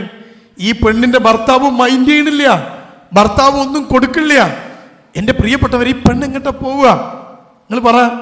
അവക്ക് കയറി ചെല്ലാൻ വീടില്ലല്ലോ. അവളുടെ ജീവിതം മുഴുവൻ വാങ്ങിയ ആളുകളല്ലേ നമ്മുടെ ഭർത്താക്കന്മാർ. ഈ പെണ്ണെങ്ങട്ടാ പോവുക? നിങ്ങൾ എപ്പോഴും ചിന്തിച്ചു നോക്കിയോ? ആ പെണ്ണിന് പോകാൻ വഴിയില്ല. ഉമ്മാനെ വിളിച്ച് കരഞ്ഞ് പെണ്ണ് പറയും, ഉമ്മ എനിക്ക് നിൽക്കാൻ വയ്യ. ഉമ്മ പറയും, പൊന്നു മോളെ നീ പിടിച്ച് നിൽക്ക്, ഞാൻ തന്നെ എൻ്റെ മോൻ്റെയും മരുവോളിയും കാരുണ്യത്തിൽ ഇങ്ങനെ കഴിഞ്ഞു പോവുകയാണ്. നീ ഇങ്ങോട്ട് വന്നാൽ എനിക്ക് നിന്നെ നോക്കാൻ കഴിയില്ല. ഈ പെണ്ണെങ്ങോട്ടാ പോവുക? കുട്ടികൾക്കൊന്നും സ്വന്തമായി വീടായിട്ടില്ല, അവരൊന്നും പറക്കമുറ്റിയിട്ടില്ല, ഭർത്താവിൻ്റെ ഭാഗത്തുനിന്ന് കിട്ടണത്തൊന്നും കിട്ടുന്നില്ല. തിരിഞ്ഞു കിടന്ന് വൃത്തികേടുകൾ കണ്ട് കിടന്നുറങ്ങുന്ന ഭർത്താവ്. ഈ പെണ്ണെങ്ങട്ടാ പോവുക? അങ്ങനെ തിരിച്ചു പോവാൻ ഒരു വീടില്ലാതെ ഭർത്താവിൻ്റെ മുഴുവൻ വൃത്തികേടുകളും പ്രശ്നങ്ങളും സഹിച്ച് ജീവിതം മുഴുവൻ മാറ്റിവെച്ച എത്ര പെണ്ണുങ്ങളുണ്ടെന്ന് നിങ്ങൾക്ക് ഉണ്ടോ? കൊടുക്കേണ്ടതൊന്നും കൊടുക്കാതെ, ഭർത്താവിനെ തൃപ്തിപ്പെടുത്താതെ ജീവിക്കുന്ന എത്ര പുരുഷന്മാരുണ്ടെന്നറിയോ നിങ്ങൾ? ഇതാ കുടുംബത്തിൻ്റെ അവസ്ഥ. അവിടെയാണ് സ്ത്രീകൾ സുരക്ഷിതരല്ലാതെയാവുക. ഞാൻ എന്താ പറഞ്ഞത്? 3 വിശപ്പ്, മനുഷ്യൻ്റെ വിശപ്പ്. ഈ 3 വിശപ്പ് അകറ്റാൻ കുടുംബത്തിനേ കഴിയൂ. ഒന്നാമത്തെ വിശപ്പിൻ്റെ പേര് ഭക്ഷണത്തിനുള്ള വിശപ്പ് എന്നാണ്. ഇംഗ്ലീഷ് ഫുഡ് ഹങ്കർ എന്നാണ്. ഭക്ഷണം കഴിക്കാൻ മനുഷ്യന് വിശക്കും അല്ലേ? എനിക്ക് വിശക്കല്ലേ? ഉണ്ട്. ഇനിയിപ്പോൾ വിശക്കാൻ തുടങ്ങും. അത് കഴിഞ്ഞ് ചായ കുടിച്ചാൽ പിന്നെ വിശക്കാൻ തുടങ്ങും. എന്തിനാ കുടുംബം? എന്തിനാ കുടുംബം? നമ്മൾ ഭൗതികമായി പഠിച്ചു നോക്കൂ. നിങ്ങൾ മനുഷ്യൻ കുടുംബമായത് എപ്പോൾ എന്ന് 7ാം ക്ലാസ്സിലെ സോഷ്യൽ സയൻസ് പുസ്തകത്തിൽ പഠിച്ചിട്ടുണ്ടാവും കുട്ടികൾ. എങ്ങനെയാ മനുഷ്യന് കുടുംബമായത് അറിയോ നിങ്ങൾക്ക്? അറിയോ? അവൻ കാടുകളിൽ ഇങ്ങനെ അലഞ്ഞു നടന്നിരുന്ന മനുഷ്യൻ പുഴക്കരകളിൽ കൃഷി ചെയ്യാൻ തുടങ്ങി. ഞാൻ ചരിത്രം പറയണേ, ബാക്കിയൊക്കെ നിങ്ങൾ മാറ്റി വെച്ചോ. അവന് പുഴയുടെ കരയിൽ കൃഷി ചെയ്യാൻ തുടങ്ങി. കൃഷി തുടങ്ങിയപ്പോൾ ഒരു പ്രശ്നം വന്നു. ഈ കൃഷി വന്യമൃഗങ്ങൾ വന്ന് നശിപ്പിക്കുന്നു, തിന്നു തീർക്കുന്നു. അപ്പോൾ അവന് കിട്ടില്ല. അപ്പോൾ അവൻ അടുത്ത തീരുമാനം എടുത്തു, ഈ കൃഷി ചെയ്ത സ്ഥലത്ത് തന്നെ താമസിച്ച് ആ കൃഷി നോക്കേണ്ടതായി വന്നു. അങ്ങനെ ചരിത്രം പറയണേ. അങ്ങനെ താമസിച്ചപ്പോൾ ഇവന് ഒരു ഇണ വേണം എന്ന് തോന്നി, തുണ വേണം എന്ന് തോന്നി. അങ്ങനെ കാട്ടിലിങ്ങനെ തെണ്ടി നടന്നൊരു പെണ്ണിനെ പിടിച്ച് കൊണ്ടുവന്നു. എന്നിട്ട് അവൻ ആ പെണ്ണിനെ തൻ്റേതാക്കി കൂടെ നിർത്തി. എനിക്ക് നീയും നിനക്ക് ഞാനും, അങ്ങനെ കുടുംബം ഉണ്ടായി എന്നാ പറയണേ. ആ പെണ്ണിൽ ഇവന് കുട്ടികളുണ്ടായി. അത് തൻ്റെ കുട്ടിയാണ് എന്ന് ഉറപ്പിച്ചു. മറ്റേത് പറയാൻ പറ്റൂലല്ലോ. എല്ലാവരുമായും ഇണ ചേർന്ന് നടക്കുന്ന ആളുകൾ കണ്ടോ. പണ്ട് കാട്ടിൽ ജീവിച്ച മാതിരിയാണ് പലരും ജീവിക്കണേന്നാ പുതിയ റിപ്പോർട്ട് പറയണേ. നമ്മൾ പറയണത് എന്താ അറിയോ? നമ്മളാണ് 21ാം നൂറ്റാണ്ടിൽ ജീവിക്കുന്നവർ എന്നാണ്. കമ്മിറ്റി റിപ്പോർട്ട് എന്താ പറയണേ? കാട്ടിൽ മനുഷ്യൻ ജീവിച്ച പോലെ മനുഷ്യൻ അങ്ങനെ ജീവിക്കാണ്. കണ്ടവനെ ഭോഗിച്ച് കണ്ടതും പ്രശ്നം ഉണ്ടാക്കി നടക്കണെന്നാ. നമ്മളാണ് പരിഷ്കരിച്ചവർ. 6ാം നൂറ്റാണ്ടിൽ നിന്ന് വണ്ടി കിട്ടാത്തവർ നിങ്ങളാണ് എന്ന് അവരോട് പറയാൻ പറ്റണ്ടേ നമുക്ക്? ആരാണ്? നമ്മളാണോ അവരാണോ? നമ്മളല്ലേ പുരോഗമിച്ചത് അല്ലേ? നമ്മുടെ വസ്ത്രമല്ലേ കൂടിയത്? കാട്ടിനകത്ത് വസ്ത്രം ധരിക്കാതെ നടന്നിരുന്ന ഒരു മനുഷ്യന് അവൻ സാംസ്കാരികമായി ഉന്നതിയിലെത്തിയത് വസ്ത്രം ധരിക്കാൻ തുടങ്ങിയപ്പോഴാണ്. ആ വസ്ത്രത്തിൻ്റെ അളവ് കൂടുമ്പോഴാണ് ഒരു മനുഷ്യൻ സംസ്കാരമുള്ളവനാവുക. വസ്ത്രത്തിൻ്റെ അളവ് കുറയുമ്പോൾ അവൻ അപരിഷ്കൃതനാവുകയാണ് ചെയ്യുക. ആരാണ് 6ാം നൂറ്റാണ്ടിൽ നിന്ന് ബസ് കിട്ടാത്തവർ? നമ്മളോ? ആണോ? ഡ്രസ്സ് ഇങ്ങനെ കുറഞ്ഞ് ഇപ്പോൾ തീരെ ഇല്ലാതായി. എന്നിട്ട് പറയാ ഞങ്ങളാണ് പരിഷ്കാരം. ഡ്രസ്സ് ഇടുന്നവനോ അപരിഷ്കൃതർ. പണ്ടങ്ങനെയല്ല. മനുഷ്യൻ പരിഷ്കരിച്ചത് ആണും പെണ്ണും കൂടെ ജീവിക്കാൻ തുടങ്ങിയപ്പോഴാണ്. എന്തായിരുന്നു ആണിൻ്റെ പണി? ആണിൻ്റെ പണി അവൻ കൃഷി ചെയ്യും. എന്താ പെണ്ണിൻ്റെ പണി? അവൻ കൊണ്ടു കൊടുക്കുന്നത് വെട്ടിയരിഞ്ഞ് നല്ല ഭക്ഷണം ഉണ്ടാക്കി കൊടുക്കും. നമ്മുടെ വീട് ഇപ്പം എങ്ങനെയാ? ഭർത്താവ് ജോലിക്ക് പോകുന്നു, ഭാര്യ ജോലിക്ക് പോകുന്നവരുണ്ടെങ്കിലും ഭർത്താവിനാണ് ഇസ്ലാമികമായിട്ട് എല്ലാ കാര്യങ്ങളും ചെലവാക്കാനുള്ള അനുമതിയുള്ളത്. ഭാര്യയ്ക്ക് ചിലവാക്കണമെന്ന് നിർബന്ധമൊന്നുമില്ല. ചിലവാക്കി വെച്ച് തെറ്റൊന്നുമില്ല കേട്ടോ. ഇനി ഇന്നെ പോയി കണ്ട് ഇനി ഇന്നെ നോക്കണ്ടെന്ന് പറയാൻ നിൽക്കണ്ട കേട്ടോ. അതൊക്കെ ഒരു അഡ്ജസ്റ്റ്മെൻറ്റ് പോയിക്കോട്ടെ. പക്ഷേ ഭർത്താവിനാണ് വീട്ടിൽ ചെലവ് നടത്തേണ്ട ഉത്തരവാദിത്വം. അവനാണ് ആ ഉത്തരവാദിത്വം. ആ ഉത്തരവാദിത്വത്തിൽ അവൻ സഞ്ചി നിറയെ പച്ചക്കറിയും പലവ്യഞ്ജനങ്ങളുമായിട്ട് വീട്ടിലേക്ക് കയറി വന്ന് ഭാര്യനെ കൈ കൊടുക്കണത്. എന്നിട്ട് പറയണത് എന്നടി സാധനം. ഭാര്യ അത് മനോഹരമായി വെട്ടി മുറിച്ച് രസകരമായി ഭക്ഷണം ഉണ്ടാക്കി ഭർത്താവിന് തിരിച്ചു കൊടുക്കുന്നു. ഞാൻ ചോദിക്കട്ടെ, എന്തിനാ കുടുംബം? വിശപ്പകറ്റാൻ. ഏത് വിശപ്പാകുന്നത്? ഭക്ഷണത്തിനോടുള്ള വിശപ്പ്. ഉണ്ടോ? അയാളെല്ലാം കൃത്യമായി ഭക്ഷണം കഴിച്ചു. മക്കളോ? മക്കളുടെ വിശപ്പകന്നു, ഭാര്യൻ്റെ വിശപ്പകന്നു, ഭർത്താവിൻ്റെ വിശപ്പകന്നു. ഉമ്മയും ബാപ്പയും വീട്ടിലുണ്ടോ? വിശപ്പകന്നു. അപ്പോൾ കുടുംബത്തിനാ ഭക്ഷണത്തിനോടുള്ള വിശപ്പകറ്റാൻ കഴിഞ്ഞോ? ഒന്നാമത്തെ വിശപ്പാ തീർന്നത്. രണ്ടാമത്തെ വിശപ്പുണ്ട് മനുഷ്യന്. സൈക്കോളജി പറയുന്ന വിശപ്പിൻ്റെ പേര് ടച്ച് ഹങ്കർ എന്നാണ്. തൊടാനുള്ള വിശപ്പ്. മനുഷ്യന് തൊടാൻ വിശക്കുന്നു. ഭക്ഷണത്തിന് വിശന്ന പോലെ തൊടാൻ വിശക്കുന്നു. മനുഷ്യന്റെ പ്രത്യേകതയായി പറയണേ, തൊടാൻ വിശക്ക്. ഇന്നൊന്ന് തൊടുവോ? ആർക്കാ തൊടാൻ പറ്റുക? കുടുംബത്തിനകത്തുള്ളവർക്ക് മാത്രം അനുമതിയുള്ളൂ ഇസ്ലാമിൽ തൊടാൻ. ബാക്കിയുള്ള ദീനും മതമൊന്നും നമ്മൾ നോക്കില്ല. അതിലൊക്കെ എന്തെങ്കിലും ആവട്ടെ. ഇസ്ലാമിൽ എന്താ തൊടാൻ പറ്റിയ അറിയാ? ഒരു പുരുഷനെ തൊടാൻ പറ്റിയ ആളുകൾ എവിടെയുള്ളത്? കുടുംബത്തിനകത്ത്. പുറത്തുള്ള ആരും തൊടാൻ പറ്റൂല. ആ പെണ്ണിന് തൊടാൻ പറ്റിയ ആളുകൾ കുടുംബത്തിനകത്ത്. ബാപ്പ, ഭർത്താവ്, മക്കൾ, ആങ്ങള, ഉണ്ടോ? പിന്നെ കുറച്ച് ആളുകളൊക്കെ കുടുംബ. പുറത്തുള്ള ഒരാളെയും തൊടാൻ പറ്റൂല. മനുഷ്യന് തൊടാൻ വിശക്കും. ഭർത്താവ് സഞ്ചി നിറയെ സാധനങ്ങളുമായി വീട്ടിൽ വരുന്നു. ഭാര്യയുടെ കയ്യിലേക്ക് സഞ്ചി കൊടുക്കുന്നു. അവളതെല്ലാം മനോഹരമായ ഭക്ഷണമാക്കി മാറ്റുന്നു. എല്ലാ ഭക്ഷണവും കൃത്യമായി തയ്യാർ ചെയ്ത് ഭർത്താവിന് വിളമ്പിക്കൊടുത്ത് രാത്രി ജോലി കഴിഞ്ഞ് ക്ഷീണിച്ച് അവശനായി വീട്ടിൽ വന്ന് കുളിച്ച് ശുദ്ധിയായി മാറ്റി റെഡിയായി ഭാര്യ ഉണ്ടാക്കി കൊടുത്ത രുചിയുള്ള ഭക്ഷണം വയറ് നിറയെ കഴിച്ച് ഡൈനിങ് ടേബിളിൻ്റെ മുകളിൽ നിന്ന് എഴുന്നേറ്റ് കൈ കഴുകിയിട്ട് വീണ്ടും അടുക്കളയിൽ വന്നിട്ട് ആ മനുഷ്യൻ ഭാര്യയോട് ചോദിക്കുന്ന ചോദ്യമുണ്ട്, കഴിഞ്ഞില്ലേ? പാത്രം കഴിക്കില്ലേ? വേഗം നോക്ക്. അയാൾക്കിപ്പോൾ ഒന്നാമത്തെ വിശപ്പ് തീർന്നു, രണ്ടാമത്തെ വിശപ്പുണ്ട്. ഉണ്ടോ? അപ്പം ഈ പെണ്ണെന്താ പറയുക? ഉണ്ടാ പണി ഇവിടുന്ന്, ഞാൻ ഒറ്റയ്ക്കുള്ളൂ ഇവിടെ, വേറെ ആരാളുള്ളത്? അയാൾ ഇവിടെ ഇരുമ്പിൻ്റെ പണി രണ്ടാം നിലൻ്റെ മുകളിൽ ഷീറ്റ് ഇടാൻ വേണ്ടി കോണി വെച്ച് കയറി ബാലൻസ് ചെയ്ത് പണിയെടുത്ത് വരുന്ന ഭർത്താവിനോട് ചോദിക്കുന്നത്, നിങ്ങൾക്ക് ഇവിടെ എന്തെങ്കിലും അറിയിട്ടോ? അയാൾ ചിന്തിക്കും, ഞാൻ എന്താ ചെയ്ത്? ഒരൊറ്റ ചോദ്യം കുടുംബത്തെ നിങ്ങൾ ഒഴിവാക്കണം. ഭാര്യ ഭർത്താവിനോട് ചോദിക്കും, നിങ്ങൾക്ക് എന്താ പണി? ഭർത്താവ് ഭാര്യയോട് ചോദിക്കും, അനക്കിവിടെ എന്താ പണി? ഇതിന് ഉത്തരം കണ്ടുപിടിക്കാൻ നടന്നാൽ നടക്കൂല. ഭർത്താവ് ഭർത്താവിൻ്റെ പണി എടുക്കട്ടെ, ഭാര്യ ഭാര്യൻ്റെ പണി എടുക്കട്ടെ. അല്ലേ? നിങ്ങൾ അങ്ങോട്ട് കൊണ്ട് ചോദിക്കാൻ മതി. ഭാര്യ ഭാര്യൻ്റെ പണിയും ഭർത്താവ് ഭർത്താവിൻ്റെ പണിയും എടുക്കുമ്പോഴാണ് കുടുംബാവുക. അത് അങ്ങോട്ടും ഇങ്ങോട്ട് ചോദിക്കാൻ നിൽക്കണ്ട. നിങ്ങൾക്ക് എന്താ പണി? എനിക്കെന്താ പണി? എനിക്കിവിടെ എന്താ പണി? അവൾക്ക് അവളുടെ പണി ഉണ്ടാവും. ഒരു വീട് കൃത്യമായി പരിപാലിച്ച് നോക്കി കൊണ്ടു നടക്കുക എന്നുള്ളത് വലിയ പണിയാണ്, ചെറിയ പണിയല്ല. ആ പണി വലുതാണോ അല്ലേ എന്നറിയാൻ ഒരാഴ്ച നിങ്ങൾ വീട് പൂട്ടിയിട്ടാൽ മതി. അപ്പം മനസ്സിലാവും. ചെതിലിങ്ങനെ കയറാൻ തുടങ്ങും, മുറ്റത്ത് ഇന്റർലോക്കിൻ്റെ ഇടയിൽ കൂടെ പുല്ല് മുളയ്ക്കാൻ തുടങ്ങും. കണ്ടോ നിങ്ങൾ? വീട്ടിനകത്ത് മാറാല കെട്ടും, പ്രശ്നം ഉണ്ടാവും. എന്തിനാ ഏറെ പറഞ്ഞ ഇടയ്ക്കൊന്ന് പോയി കണ്ട് ഫ്ലഷ് ചെയ്തില്ലെങ്കിൽ ക്ലോസറ്റ് പോലും ഒന്നിനും പറ്റാതെയാവും. അപ്പം ആ വീട് ഉണ്ടാക്കിയിട്ട് എത്ര കൊല്ലമായി നിങ്ങൾ? വീട് 10 കൊല്ലം. ആ 10 കൊല്ലമായ വീട് ഇപ്പോഴും അങ്ങനെ നിൽക്കുന്നത് അതിനകത്തൊരു ഭാര്യ ജീവിച്ചിരിപ്പുള്ളത് കൊണ്ടാണ്. നമ്മളൊരു വീട്ടിലേക്ക് കയറി ചെല്ലുമ്പോൾ ആ വീടിൻ്റെ മുറ്റം വൃത്തികേടായി കിടക്കുന്നുവെങ്കിൽ, ആ വീടിൻ്റെ പരിസരമൊന്നും വൃത്തിയല്ല എങ്കിൽ നിങ്ങളൊരു കാര്യം മനസ്സിലാക്കണം, ആ വീട്ടിലെ പെണ്ണിന് എന്തോ സൂക്കേടുണ്ട് എന്ന് മനസ്സിലാക്കണം.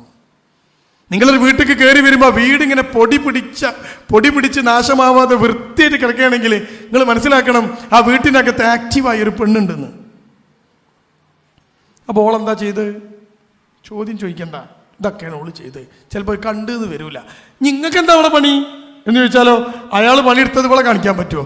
രണ്ടാമത്തെ നിലയുടെ മുകളിലെ ട്രസ് വർക്കിന്റെ മുകളിൽ കയറിയിട്ട് ബാലൻസ് ചെയ്ത് വെൽഡ് ചെയ്ത് വരികയാണ് ആ മനുഷ്യൻ. എന്താ പണി നിങ്ങൾ കണ്ടണോ? അതിൻ്റെ അടുത്ത് ചുറ്റിക്കൊണ്ട് കൈക്കൊരടി കുടിഞ്ഞണ്. അതിൻ്റെ വേദന അറിയാതെ പോയതാ. കാരണം എന്താ അറിയോ? വേദന ഉണ്ട് അറിഞ്ഞ് ഈ ആണുങ്ങൾക്കും പെണ്ണുങ്ങൾക്കുള്ളൊരു വ്യത്യാസം ഇതാ. ഈ പെണ്ണുങ്ങൾ ഇത്തിരി മതി ഭയങ്കരമായിട്ട് എക്സ്പ്രസ് ചെയ്യും. കണ്ടില്ലേ? ചെറിയൊരു സാധനം ഭയങ്കര എക്സ്പ്രഷൻ ആയിരിക്കും. കൈയൊന്ന് പൊള്ളിയ എന്നൊക്കെ പറഞ്ഞ ആകെ പ്രശ്നമായിരിക്കും. 2 ദിവസം ഇങ്ങനെയൊക്കെ വെച്ച് നടക്കുന്നുണ്ടാവും. എന്തേ കൈക്ക്? 4 ആൾ ചോദിക്കണം എന്തേ എൻ്റെ കൈക്ക് പറ്റി? അവൻ പൊള്ളി അല്ലേ? അതിനേക്കാളും വലിയ പൊള്ളു ഭർത്താവിന് പൊള്ളിയിട്ടുണ്ടെങ്കിൽ അത് ചിലപ്പോൾ ഭാര്യ എപ്പോഴെങ്കിലും അത് കണ്ടത് എന്താക്ക് പറ്റി? അത് മിനിയാന്ന് പൊള്ളിയതാ. ഇത് നിങ്ങൾ എന്തേ പറയാ? ഞാൻ അങ്ങനെ എക്സ്പ്രസ് ചെയ്യില്ല അല്ലേ? എന്നാലോ ആണുങ്ങൾക്ക് എന്തെങ്കിലും പറ്റിയാലോ, മുട്ടുംകാലിന് വേദന ഉണ്ടെങ്കിൽ, കാരണം ഈ ആണുങ്ങൾ മിക്കവാറും കുഴഞ്ഞ് വീണ് മരിക്കുന്നൊക്കെ കണ്ടില്ല നിങ്ങൾ? ഒരു വേദന ഉണ്ടെങ്കിലും പറയില്ല. അടിവയറ്റെന്നൊരു വേദന ഉണ്ടെങ്കിൽ അത് ഗ്യാസ് ആയിരിക്കും. നെഞ്ചിന് വേദന ഉണ്ടെങ്കിൽ അത് മറ്റേതായിരിക്കും അല്ലേ? നമ്മളത് തീരുമാനിക്കും. പറയില്ല. ഈ വേദനയും പറഞ്ഞ് വീട്ടിലിരുന്നാൽ മക്കൾ പട്ടിണിയാകും, വീട് ഭക്ഷണമില്ലാതെ കഷ്ടപ്പെടും. അതുകൊണ്ട് ഇയാളൊന്നും മിണ്ടൂല. പെണ്ണിങ്ങനെ എക്സ്പ്രസീവാവും അല്ലേ? അപ്പം നിങ്ങൾ നോക്ക്, രണ്ടാമത്തെ വിശപ്പിൻ്റെ പേരാണ് തൊടാൻ വിശക്കുക. ഇയാൾക്കിപ്പോൾ ഒന്നാമത്തെ വിശപ്പ് തീർന്നു, രണ്ടാമത്തെ വിശപ്പ് വരുന്നു. അത് അവളെ ഒന്ന് തൊടണം അല്ലേ? അപ്പോഴോ വേഗം പാത്രം കഴുകുക. അപ്പം നിങ്ങളെന്താ പറയണ്ടേ? ഞാൻ വേഗം വരാം, നിങ്ങൾ കാത്തു കേട്ടോ. നമ്മളെന്താ പറയല്? ഇതൊക്കെ കൂടി ഞാൻ ചെയ്യണം. കുളുകുളു ആ സ്വഭാവം കണ്ടാൽ തന്നെ അയാൾ പോയി കമ്മിർന്ന് തുടങ്ങിയിട്ടുണ്ടാവും. ഉറപ്പാണ്. ഈ മൂഡ് ഇങ്ങനെ മാറുക എന്നത് ഒരു സ്ത്രീയെ സംബന്ധിച്ച് ആ സ്ത്രീയുടെ ജനസിലുള്ള സാധന. ഒരു പെണ്ണിൻ്റെ മൂഡ്, അതിനൊരു മര്യാദയ്ക്കൊരു മൂഡ് കിട്ടാൻ എന്തൊരു സ്വീപ്പെന്നൊരു നിങ്ങൾക്ക് തെങ്ങനെ മാറിക്കൊണ്ടിരിക്കും. രാവിലെ പോകുമ്പം കണ്ട മോന്തായിരിക്കൂല, വൈകുന്നേരം കയറി വരുമ്പോൾ ഉണ്ടാകുക മാറിയിട്ടുണ്ടാവും. ഓരോ ആഴ്ചയും ഓരോ സ്വഭാവം പെണ്ണിന്. നോക്ക്, ഇതിൻ്റെ ഇടയിൽ കിടന്ന് ഇയാൾ കഷ്ടപ്പെടുകയാണ്. അവിടെയാണ് നിങ്ങൾ ചിന്തിക്കേണ്ടത്. ഒരു വിശപ്പ് ഭക്ഷണത്തിനുള്ള വിശപ്പാണ് അല്ലേ? നമ്മളെപ്പോഴും വീട്ടിനകത്ത് പറയാറുള്ളത് ഇതാ, നിനക്കിവിടെ എന്തിൻ്റെ കുറവാടി പറയാണ്. കൗൺസിലിങ്ങിന് വരികയാണ്. വലിയ വീട്, പെരുത്ത വീട്. ആ വീട്ടിനകത്ത് എല്ലാ സൗകര്യവും, AC റൂം, സൗകര്യം മൊത്തം. ആ സ്റ്റോർ റൂമിൽ പോയി നോക്കിയാൽ 1 ചാക്ക് നെയ്ച്ചോറിൻ്റെ അരി, 1 ചാക്ക് സാധാരണ അരി. ഫ്രിഡ്ജിൽ തുറന്നു നോക്കിയാൽ ബീഫ്, ചിക്കൻ, എന്താ ആട്, മീൻ, കഷ്ണം മുറിച്ചിങ്ങനെ കൊണ്ടുവച്ച എന്തെടുത്തുണ്ടാക്കുക. കോഴിമുട്ടൊക്കെ തട്ടോടെടുക്കല. നിങ്ങളെ വീട്ടിൽ അങ്ങനെയല്ലേ? എല്ലാമുണ്ട് എൻ്റെ പ്രിയപ്പെട്ടവരെ. എന്നിട്ട് നമ്മൾ പറയും എന്തിൻ്റെ കുറവാ നിനക്കിവിടെ? ആരാ ചോദിക്കണേ? ഭർത്താവ്. നെയ്ച്ചോറിൻ്റെ അരിയില്ലേ? നെയ്ച്ചോറിൻ്റെ അരിയും കോഴിമുട്ടിയും ചിക്കനും മട്ടനും മതിയോ? അല്ല, ആ പെണ്ണിന് തൊടാൻ വിശക്കും, ആ പുരുഷന് തൊടാൻ വിശക്കും. കഴിഞ്ഞില്ല, മക്കൾക്ക് തൊടാൻ വിശക്കും. 3 തൊടുവോ? എന്താ കുട്ടികൾക്കൊക്കെ സന്തോഷം വന്നാൽ ഓടിയൊന്ന് കെട്ടിപ്പിടിക്കുക ചെയ്യുക. തൊടുവോ? ഉണ്ടോ? അവിടെയാ ഞാൻ പറഞ്ഞത്, ഭാര്യയും ഭർത്താവും തൊടാൻ വിശപ്പ്. അതിൻ്റെ പേരാ ഞാൻ നേരത്തെ പറഞ്ഞത്. നിങ്ങൾ കുടുംബത്തിനകത്ത് ഒന്നാമതുണ്ടാക്കിയെടുക്കേണ്ടത് അതാ ഞങ്ങൾ ശാരീരിക ബന്ധമാണ് എന്ന് പറഞ്ഞത്. മക്കളെ ചേർത്ത് പിടിച്ച്, അവരെ കെട്ടിപ്പിടിച്ച്, അവരെ ഉമ്മ വെച്ച്, ഇതൊക്കെ റസൂല് നമ്മളെ പഠിപ്പിച്ച പാടാ. റസൂൽ സല്ലല്ലാഹു അലൈഹി വസല്ലം ഭാര്യമാരെയും മക്കളെ ഇങ്ങനെയാണ് ചേർത്ത് നിർത്തും. നിസ്കരിക്കുമ്പം പോലും തലയിൽ കയറിയ മക്കളെ ആട്ടിവിടാതെ സ്നേഹിച്ച റസൂൽ സല്ലല്ലാഹു അലൈഹി വസല്ലമയുടെ ദീനാണ് നമ്മുടെ ദീൻ എന്ന് മനസ്സിലാക്കണം. അത് മനസ്സിലാക്കണം. ഉണ്ടോ? എത്രത്തോളം ആ കുട്ടികളെ റസൂല് ബഹുമാനിച്ചു, എത്രത്തോളം ആ കുട്ടികളെ റസൂല് കൃത്യമായിട്ട് സ്നേഹിച്ചു നമ്മൾ ചിന്തിക്കണം. ഭാര്യമാരോട് ആ മൂഡ് മനസ്സിലാക്കിയിട്ട് പെരുമാറാൻ റസൂൽ സല്ലല്ലാഹു അലൈഹി വസല്ലമക്ക് കഴിഞ്ഞിരുന്നു. അതാണ് റസൂല് ഭാര്യമാരുടെ ജീവിതത്തിലൂടെ നമ്മൾ പഠിപ്പിച്ചെന്ന പാഠം. അതാ ഞാൻ പറഞ്ഞത്, നിങ്ങളുടെ കുടുംബത്തിനകത്ത് രണ്ടാമത്തെ വിശപ്പ്, ആ വിശപ്പ് കൃത്യമായി മാറുന്നു എന്ന് ഭാര്യ ഉറപ്പുവരുത്തണം. എൻ്റെ ഭർത്താവിൻ്റെ വയറ് നിറഞ്ഞിട്ടുണ്ട് എന്ന് അവൾക്കറിയാം. കാരണം നിങ്ങൾ നല്ലോണം ചോറ് തിന്നാണ്. എനിക്കറിയാം നിങ്ങൾക്ക് മീൻകറി ഇഷ്ടമാണ്. ഈ തിന്നുള്ള കാര്യം മാത്രം നോക്കിയാൽ പോരാ. ഉണ്ടോ? നിങ്ങൾ ഇന്ന് ബെഡ്റൂമിനകത്ത് നിങ്ങളുടെ മനസ്സ് നിറഞ്ഞിട്ടുണ്ടോ എന്ന് കൂടി എൻ്റെ പ്രിയപ്പെട്ട ഭാര്യ കൃത്യമായിട്ട് മനസ്സിലാക്കി വെക്കണം. ഭർത്താവ് തിരിച്ചു മനസ്സിലാക്കി വെക്കണം. ഉണ്ടോ? അങ്ങനെ തൊട്ടുരുമ്മി ഇരുന്നോ നമ്മൾ? മക്കളോ അവരെ തൊട്ടോ? മൂന്നാമത്തെ വിശപ്പ്, ഞാൻ സമയമില്ലാത്തതുകൊണ്ട് ചുരുക്കി പറയാം. ഇനി മൂന്നാമത്തെ വിശപ്പ്, അതിൻ്റെ പേരാണ് റെക്കഗ്നീഷൻ ഹങ്കർ, അംഗീകരിക്കാനുള്ള വിശപ്പ്. ഒരു മനുഷ്യന് വേണ്ട ഏറ്റവും വലിയ സാധനത്തിൻ്റെ പേരാണ് അംഗീകാരം എന്ന് പറഞ്ഞാൽ. ഉണ്ടോ? ഞാനിങ്ങോട്ട് കയറി വന്നപ്പോൾ നിങ്ങളെല്ലാവരും എന്നോട് ചിരിച്ചു, സ്റ്റേജിൽ നിന്ന് കയ്യെന്നു, വന്നപ്പോൾ തന്നെ ചായെന്നു. വലിയൊരു അംഗീകാരമാണ്. എനിക്ക് ഈ അംഗീകാരം പ്രസംഗിക്കാൻ പോകുമ്പോഴെങ്കിലും കിട്ടുന്നുണ്ട്. നാടൻ പണിക്കോണ് നിങ്ങളെ ഭർത്താവിന് ഈ അംഗീകാരം കിട്ടുന്നുണ്ടോ? കിട്ടുന്നുണ്ടോ? എൻ്റെ വീട്ടിൽ നിന്ന് ഭാര്യ അംഗീകരിച്ചില്ലെങ്കിലും നാട്ടിൽ നിന്ന് ആൾക്കാർ അംഗീകരിക്കുന്ന വിചാരിക്കുക. നിങ്ങൾക്കോ? ഒരു മനുഷ്യന് സ്വന്തം വീട്ടിനകത്തുനിന്നല്ലാതെ വേറെ എവിടുന്ന അംഗീകാരം കിട്ടുക? കയറി വരുന്ന ഭർത്താവിനെ നിങ്ങൾ സ്വീകരിക്കാറുണ്ടോ? ഉണ്ടോ? പണ്ട് റിലയൻസ് ഫോൺ എന്ന് പറയുന്നൊരു ഫോൺ നിങ്ങൾക്ക് ഓർമ്മ ഉണ്ടോ? ഉണ്ടോ? Reliance phone. ഈ ഫോൺ ഇത്രയും ചീപ്പാക്കിയത് റിലയൻസാണ്. പണ്ട് ഒരു ഫോൺ കയ്യിൽ തന്ന് 500 റുപ്യ അടച്ചാൽ എത്രയും വിളിക്കുക. നിങ്ങൾക്ക് ഓർമ്മ ഉണ്ടാവും. മലപ്പുറം ജില്ലയിലെ ഒരു കർഷകനായ മനുഷ്യൻ ഈ ഫോൺ വാങ്ങി. 500 റുപ്യക്ക് അയാൾ ഈ ഫോൺ വാങ്ങി. 500 റുപ്യക്ക് ഈ ഫോൺ വാങ്ങി എല്ലാ മാസവും 500 റുപ്യ അടയ്ക്കണം. ഇത് പോസ്റ്റ് പെയ്ഡാ, പ്രീപെയ്ഡ് അല്ല. വിളിച്ചതിന് അടച്ചാൽ പോരാ, അന്ന് പോസ്റ്റ് പെയ്ഡ് ഉണ്ട്. നിങ്ങൾക്ക് ഓർമ്മ ഉണ്ടോ ആ ഫോണിന് എല്ലാ മാസവും പോസ്റ്റ് പെയ്ഡ് പൈസ അടയ്ക്കണം.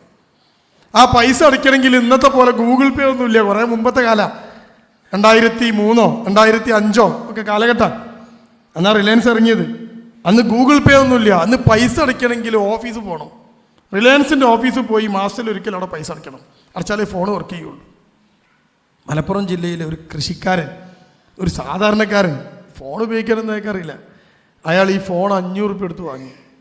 എല്ലാ മാസവും അയാൾ തേങ്ങ കച്ചവടം ചെയ്യുന്ന ആളാണ്. അയാൾ കൊപ്ര ഉണ്ടാക്കി, തേങ്ങ ഉണക്കി, കൊപ്രയാക്കി, അത് വണ്ടിയിൽ വെച്ചിട്ട് കോഴിക്കോട് വലിയ അങ്ങാടി കൊണ്ടുപോയിട്ട് വിൽക്കും.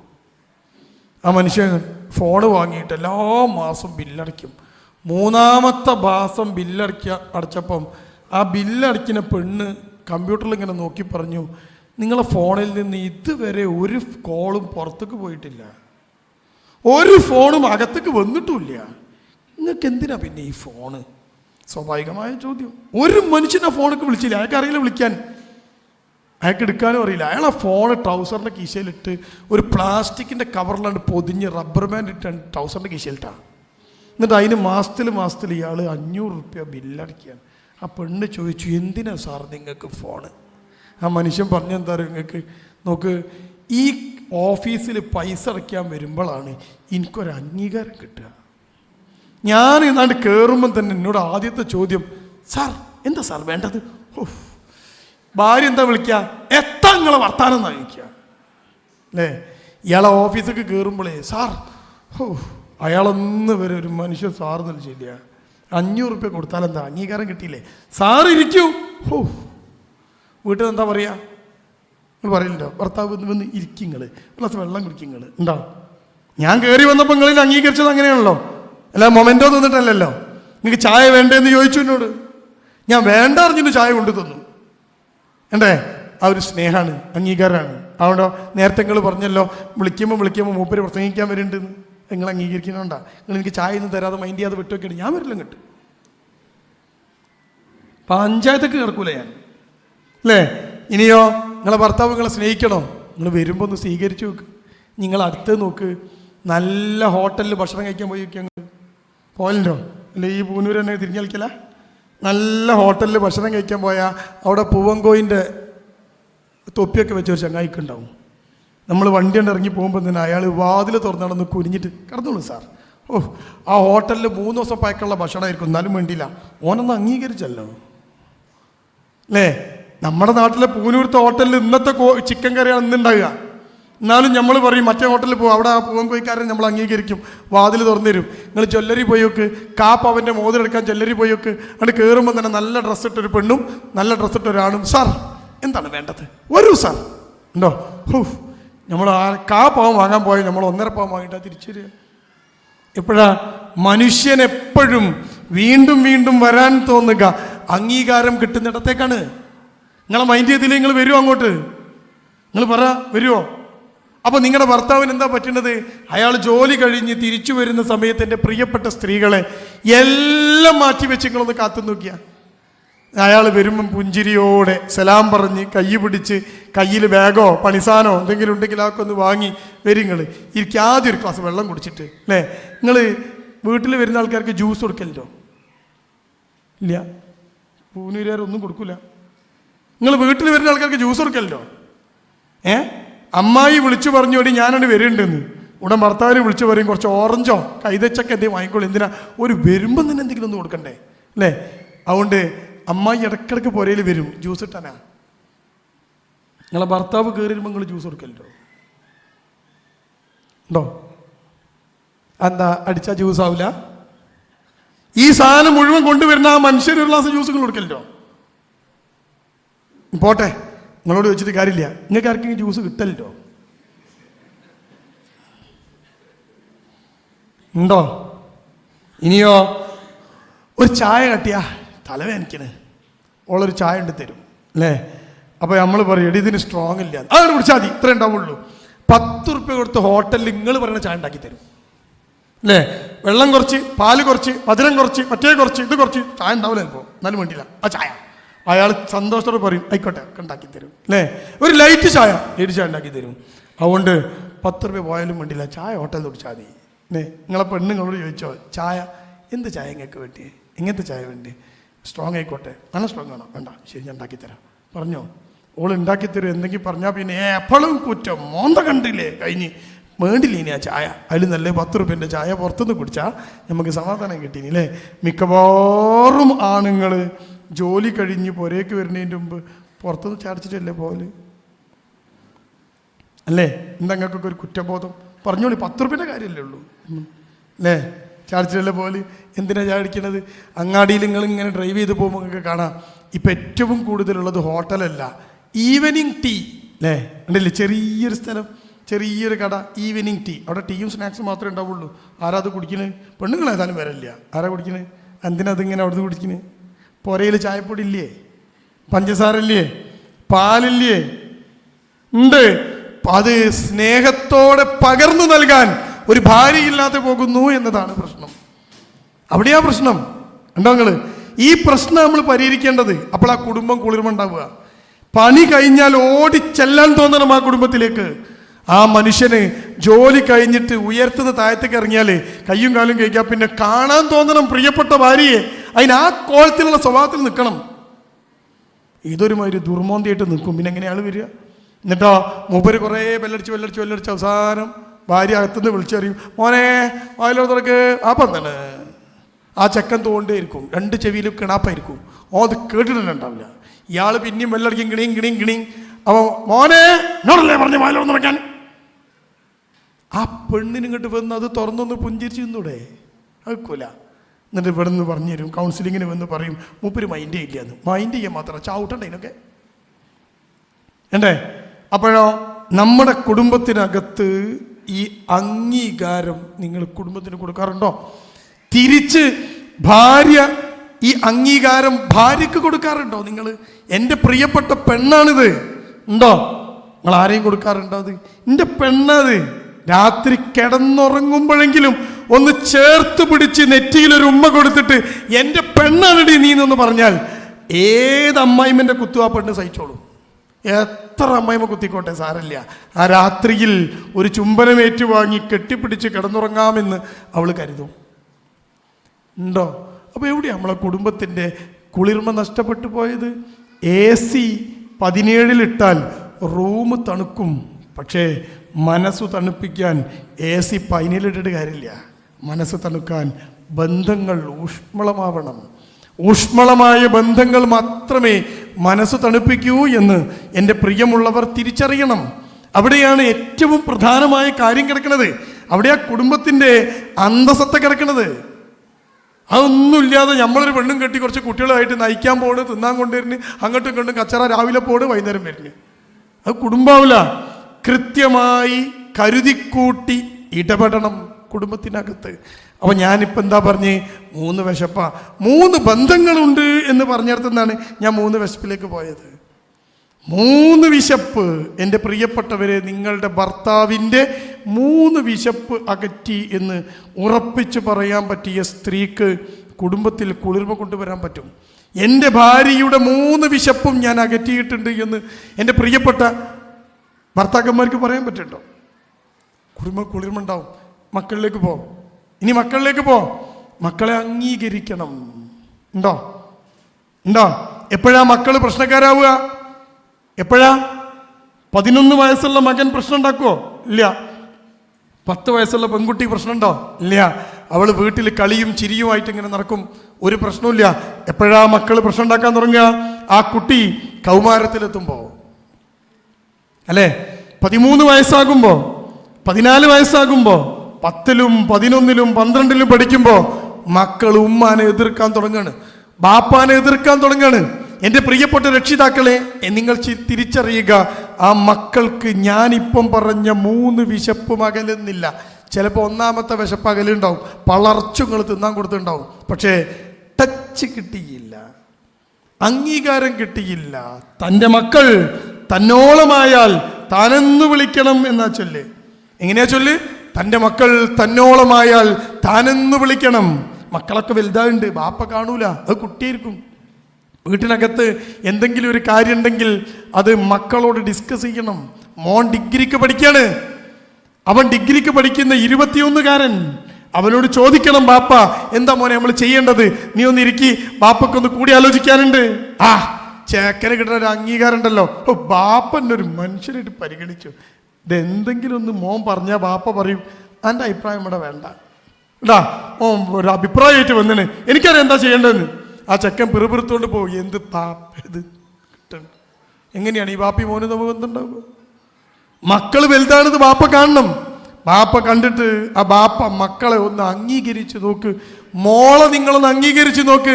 പല മോള് കണ്ട് വാ, എന്താ നമ്മൾ എങ്ങനത്തെ ഒരു പ്രശ്നമുണ്ട് നോക്കിയ കാര്യമുണ്ട് അല്ലേ? ചെറിയ കുട്ടി 2ാം ക്ലാസ്സിലും 3ാം ക്ലാസ്സിലും 5ാം ക്ലാസ്സിലും ഒക്കെ പഠിക്കുന്ന കുട്ടിയാണ്. ആ കുട്ടിക്ക് മാർക്ക് കുറഞ്ഞു. 5 പഠിക്കണ 6 പഠിക്കണ മോക്ക് മാർക്ക് കുറഞ്ഞു. ഉമ്മ വടിയിട്ട് പോയിട്ട് 4 പൊട്ടിച്ച് പഠിക്കൂല എന്ന് പറയല്ല. അതിൻ്റെ മൂത്ത മോൾ 9 പഠിക്കാണ്, മകൻ +2 പഠിക്കാണ്. +2 പഠിക്കുന്ന മകനെയും 9 പഠിക്കുന്ന മകളെയും വിളിച്ചിട്ട് അവിടെ ഇരുത്തുക.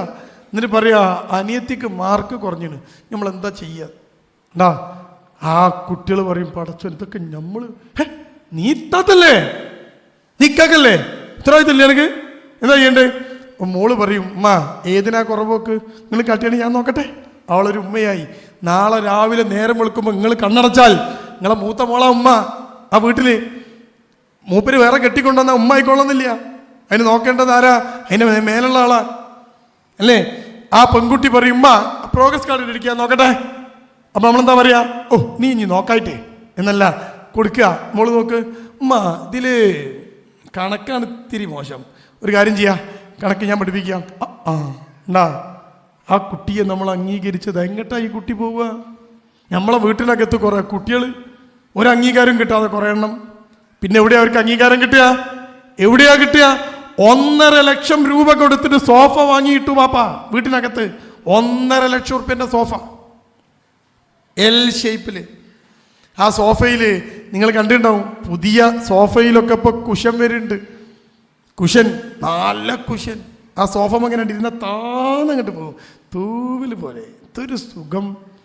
പക്ഷേ 9ാം ക്ലാസ് പഠിക്കുന്ന മകൻ സ്കൂൾ വിട്ട് വന്നാൽ ആ സോഫയിൽ ഇരിക്കൂല. അവൻ ഒറ്റ പോക്ക അങ്ങാടിക്ക്. അവിടെ കാറ് കുത്തി മറിഞ്ഞു വീണ ഒരു പോസ്റ്റ്, അത് 2 കല്ലുമ്മ പൊന്തിച്ച് വെച്ചിരുന്ന ആൾക്കാർ, അതിൻ്റെ മുകളിലാണ് കുറേ ആൾക്കാർ ഇരിക്കുക. ഈ ചെക്കൻ അവിടെയും ചെന്നിരിക്കും. കാരണം എന്താ? വീട്ടിനകത്തെ സോഫയിൽ, പതുപതുത്ത സോഫയിൽ ഇരുന്നാൽ കിട്ടുന്ന സുഖമൊന്നും ഈ പോസ്റ്റുമിൽ ഇരുന്നാൽ കിട്ടൂല. പക്ഷെ ഈ പോസ്റ്റുമിൽ ഇരിക്കുമ്പോൾ വേറൊരു സാധനം കിട്ടും. എന്താ അറിയോ? അവനെ അംഗീകരിക്കുന്ന ആളുകൾ അവിടെ ഉണ്ടാകും. അപ്പൊ ഈ കുട്ടി എന്ത് തേടിയാ പോയത്? പറയൂ, എന്തേടിയാ പോയത്? അംഗീകാരം. നിങ്ങൾ വീട്ടിൽ കൊടുക്കാത്ത എന്താ? നിങ്ങൾ വീട്ടിൽ കൊടുക്കുന്ന സാധനം ഉണ്ട് തിന്നാൻ, അതങ്ങനെ ബ്രോസ്റ്റ് വേണോ ബ്രോസ്റ്റ് അല്ലേ? ചിലപ്പം ഭാര്യ വിളിച്ച് പറയും മക്കൾക്കൊക്കെ ഒന്ന് ബ്രോസ്റ്റ് ചെയ്യണമെന്ന് അറിയണ്ടെന്ന്. ഓർഡർ ചെയ്തോ, പൈസ ഞാൻ കൊടുത്തോളാം. തിന്നാൻ ഇഷ്ടം പോലെ. ഒന്നാമത്തെ വിശപ്പം കെട്ട് തീർന്നിട്ട് ഛർദ്ദിക്കാനാണ് കുട്ടികൾ. രണ്ടാമത്തെ വിശപ്പും മൂന്നാമത്തെ വിശപ്പും വിശന്നുകൊണ്ടേയിരിക്കുകയാണ്. അത് തേടിയിട്ടാണ് പ്രേമം, അത് തേടിയിട്ടാണ് കൂട്ടുകെട്ടുകൾ എന്ന് നമ്മൾ മനസ്സിലാക്കുക. ഇവിടെയാണ് പരിഹാരമുള്ളത്. അപ്പോൾ കൺകുളിർമയുള്ള മക്കളുണ്ടാകും. അപ്പോൾ കുടുംബം കൺകുളിർമ ഉണ്ടാവും. ഞാൻ 3 കാര്യമാണ് പറഞ്ഞത്. 1 ഭക്ഷണത്തിനോടുള്ള വിശപ്പ്, 2 തൊടാനുള്ള വിശപ്പ്, 3 അംഗീകരിക്കപ്പെടാനുള്ള വിശപ്പ്.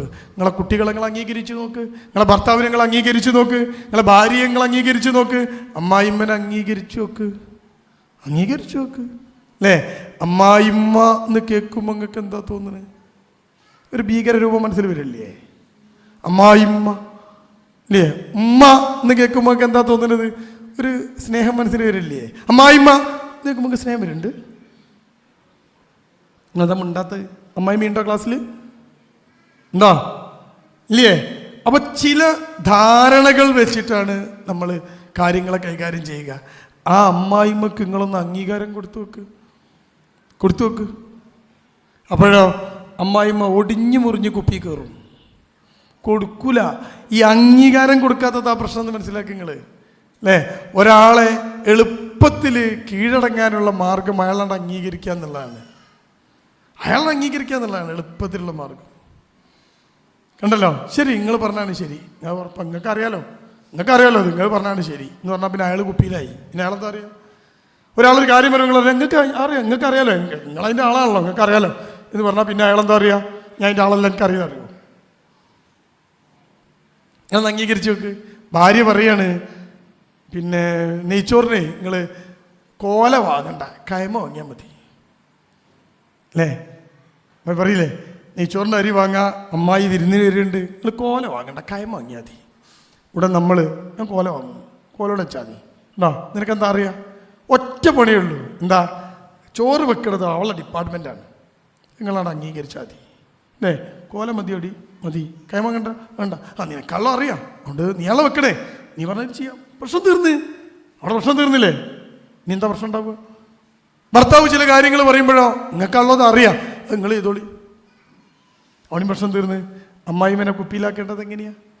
അംഗീകരിച്ചാൽ മതി. ഇതിൻ്റെ ഉമ്മയാണ്, ഭർത്താവിൻ്റെ ഉമ്മയാണ്. അത് വയസ്സായിട്ടുണ്ട്. നമ്മൾ ജീവിച്ച കാലഘട്ടത്തിലല്ല ജീവിച്ചത്. നമ്മൾ അനുഭവിച്ച സൗകര്യം അനുഭവിച്ചിട്ടില്ല. അതിൻ്റെ ചില പ്രശ്നങ്ങൾ അതിൻ്റെ സ്വഭാവത്തിലുണ്ടാവും. വയസ്സാവുമ്പോൾ നമ്മളും ഇങ്ങനെയൊക്കെ തന്നെ ആയിരിക്കും. ഉണ്ടോ? തുപ്പിയാൽ നീളം പോവാത്ത സമയം, വിചാരിച്ചിടത്ത് എത്താൻ കഴിയാത്ത സമയം, ചില ദേഷ്യവും വാശിയൊക്കെ അതിനുണ്ടാവും. ഇതാണ് അംഗീകരിച്ചാൽ മതി അല്ലേ. എന്നിട്ടോ ആ അമ്മായിമ്മക്ക് കൊടുക്കാനുള്ള 1ാമത്തെ വിശപ്പ് കൊടുത്തോളൂ. ഏതാ 1ാമത്തെ? ഫുഡ് അല്ലേ. പള്ള നിറച്ചും അമ്മായിമ്മക്ക് ഇഷ്ടപ്പെട്ട് കൊടുത്തു നോക്ക് നിങ്ങൾ.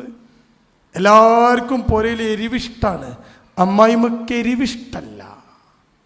നിങ്ങൾ വീട്ടിൽ എരിവില്ലാത്തൊരു കറിയും എരിവുള്ളൊരു കറി ഉണ്ടാക്കുമോ?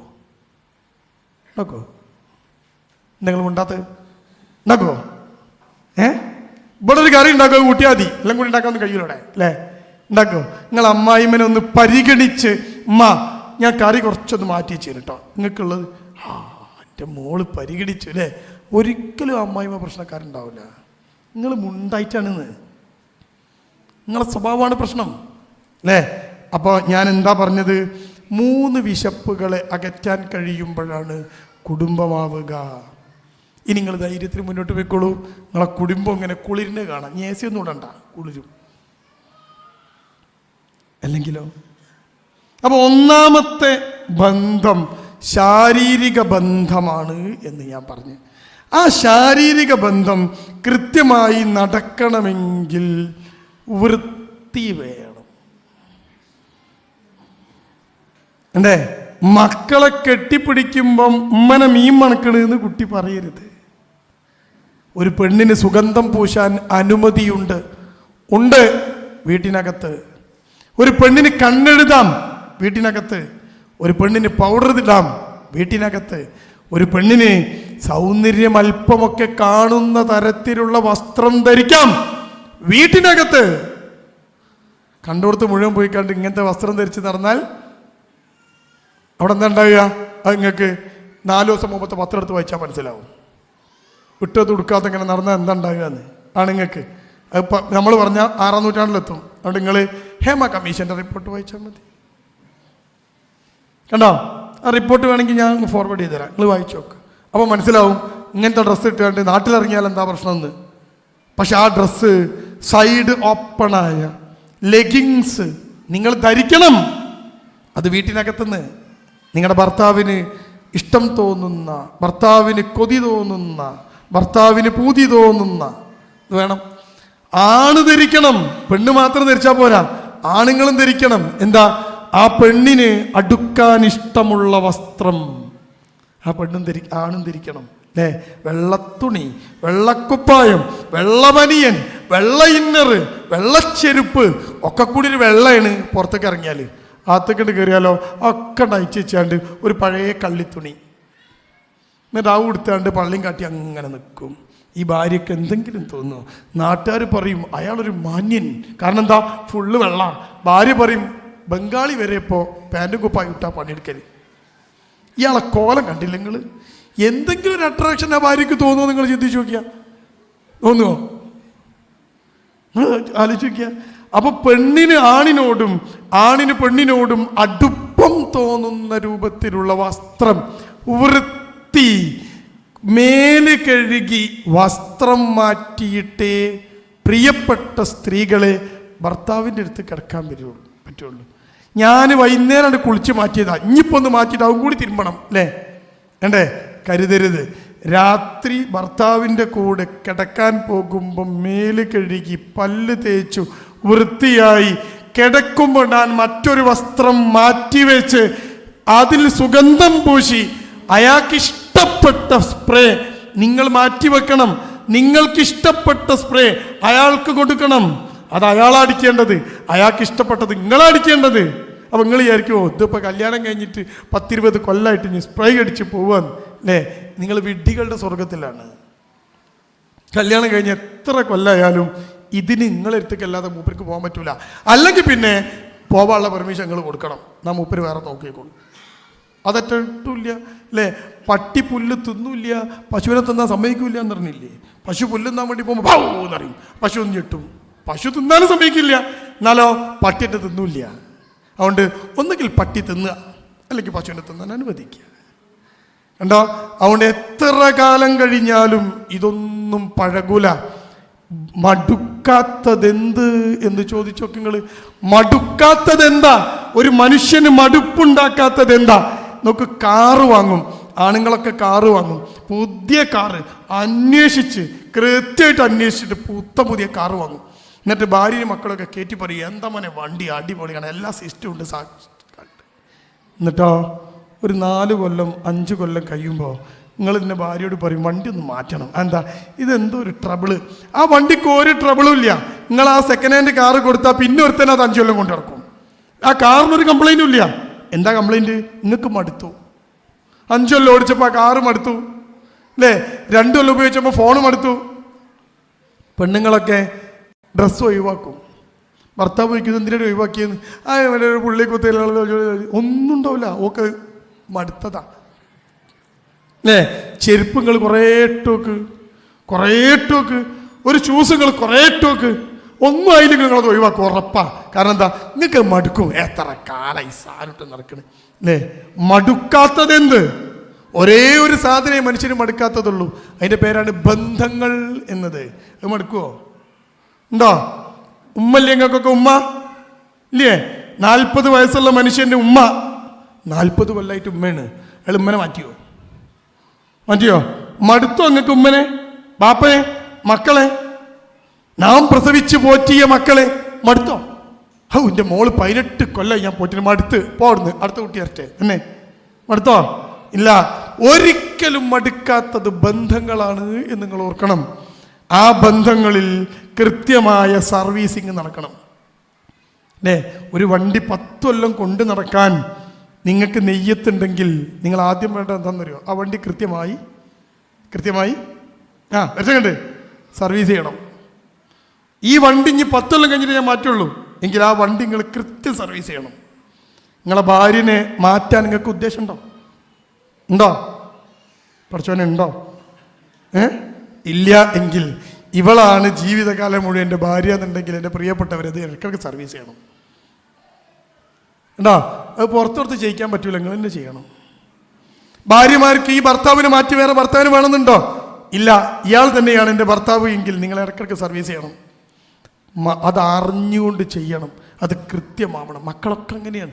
അപ്പം മടുക്കാത്തത് മനുഷ്യന് ബന്ധങ്ങൾ മാത്രമാണ് എന്ന് നമ്മൾ ഓർക്കണം.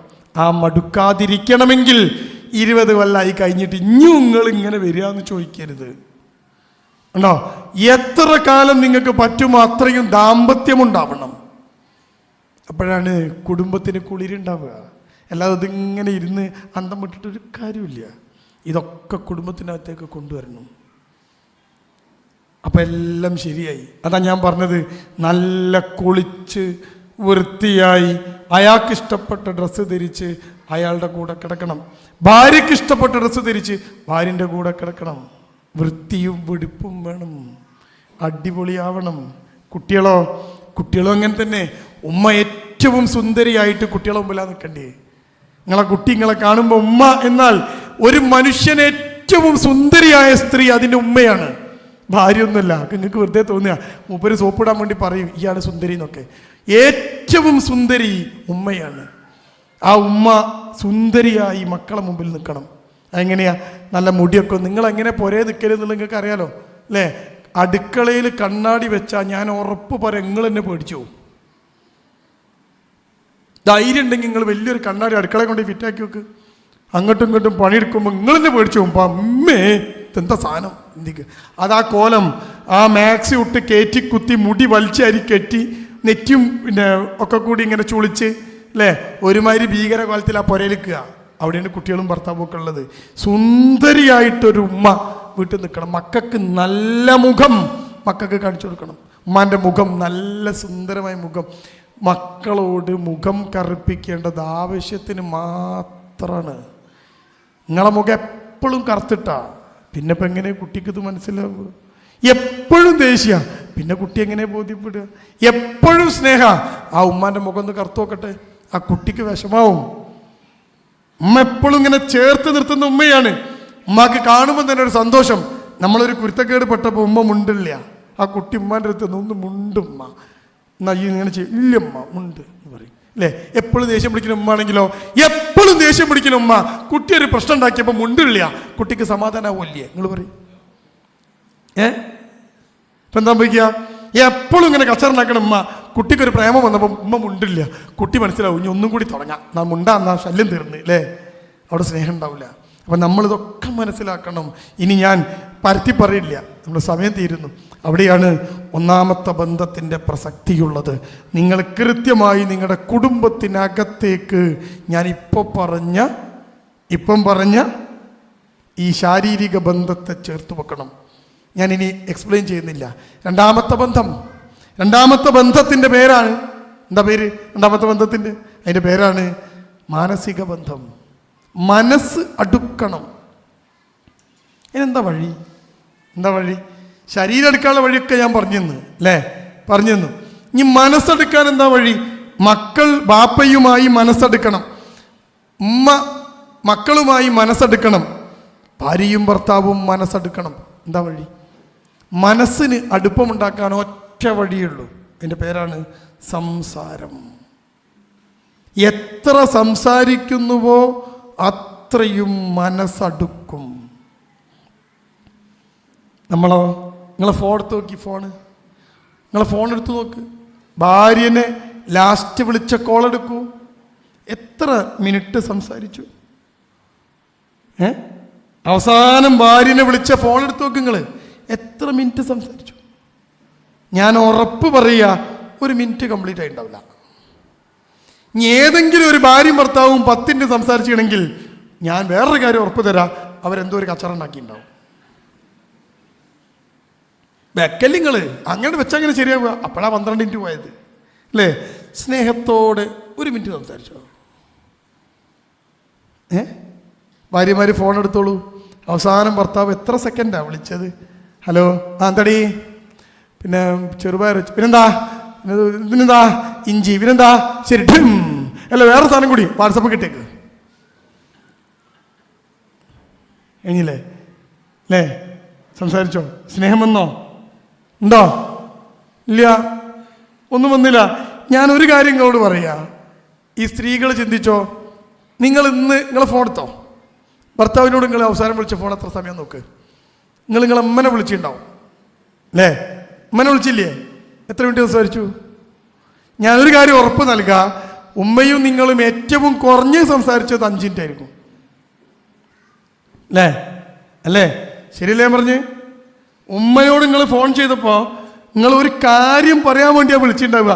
ഉമ്മ മറ്റേ ഇത് ഇങ്ങനെയാണ് കേട്ടോ എന്ന് പറയാൻ വേണ്ടി വിളിച്ചായിരിക്കും. എത്ര മിനിറ്റ് ആയിട്ടാണ് വെച്ചേ? അപ്പം നിങ്ങളും ഉമ്മയും തമ്മിലുള്ളൊരു ബന്ധം എന്താ ഭർത്താവും നിങ്ങളും തമ്മിൽ ഇല്ലാത്തത്?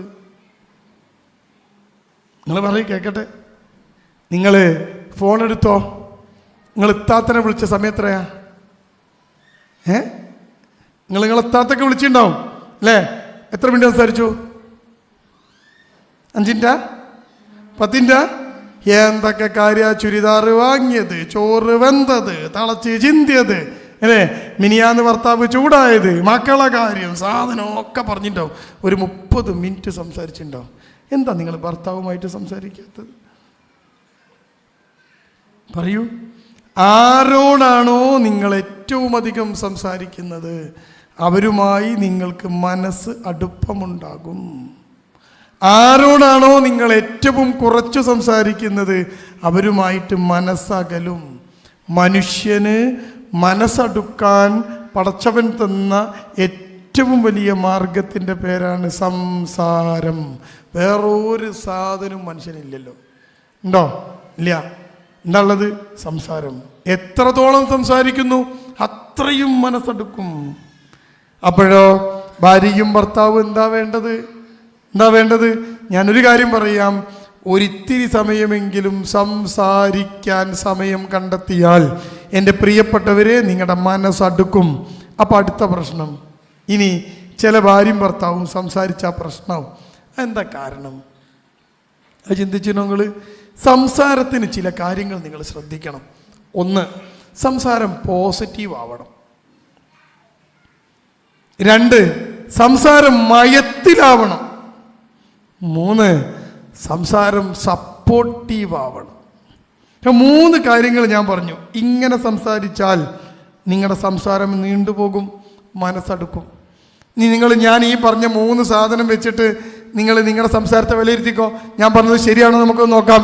ഉമ്മയോട് നമ്മൾ 15 മിനിറ്റ് സംസാരിച്ചു. ഉമ്മ എങ്ങനെ സംസാരിച്ചത്? 1, പോസിറ്റീവായി.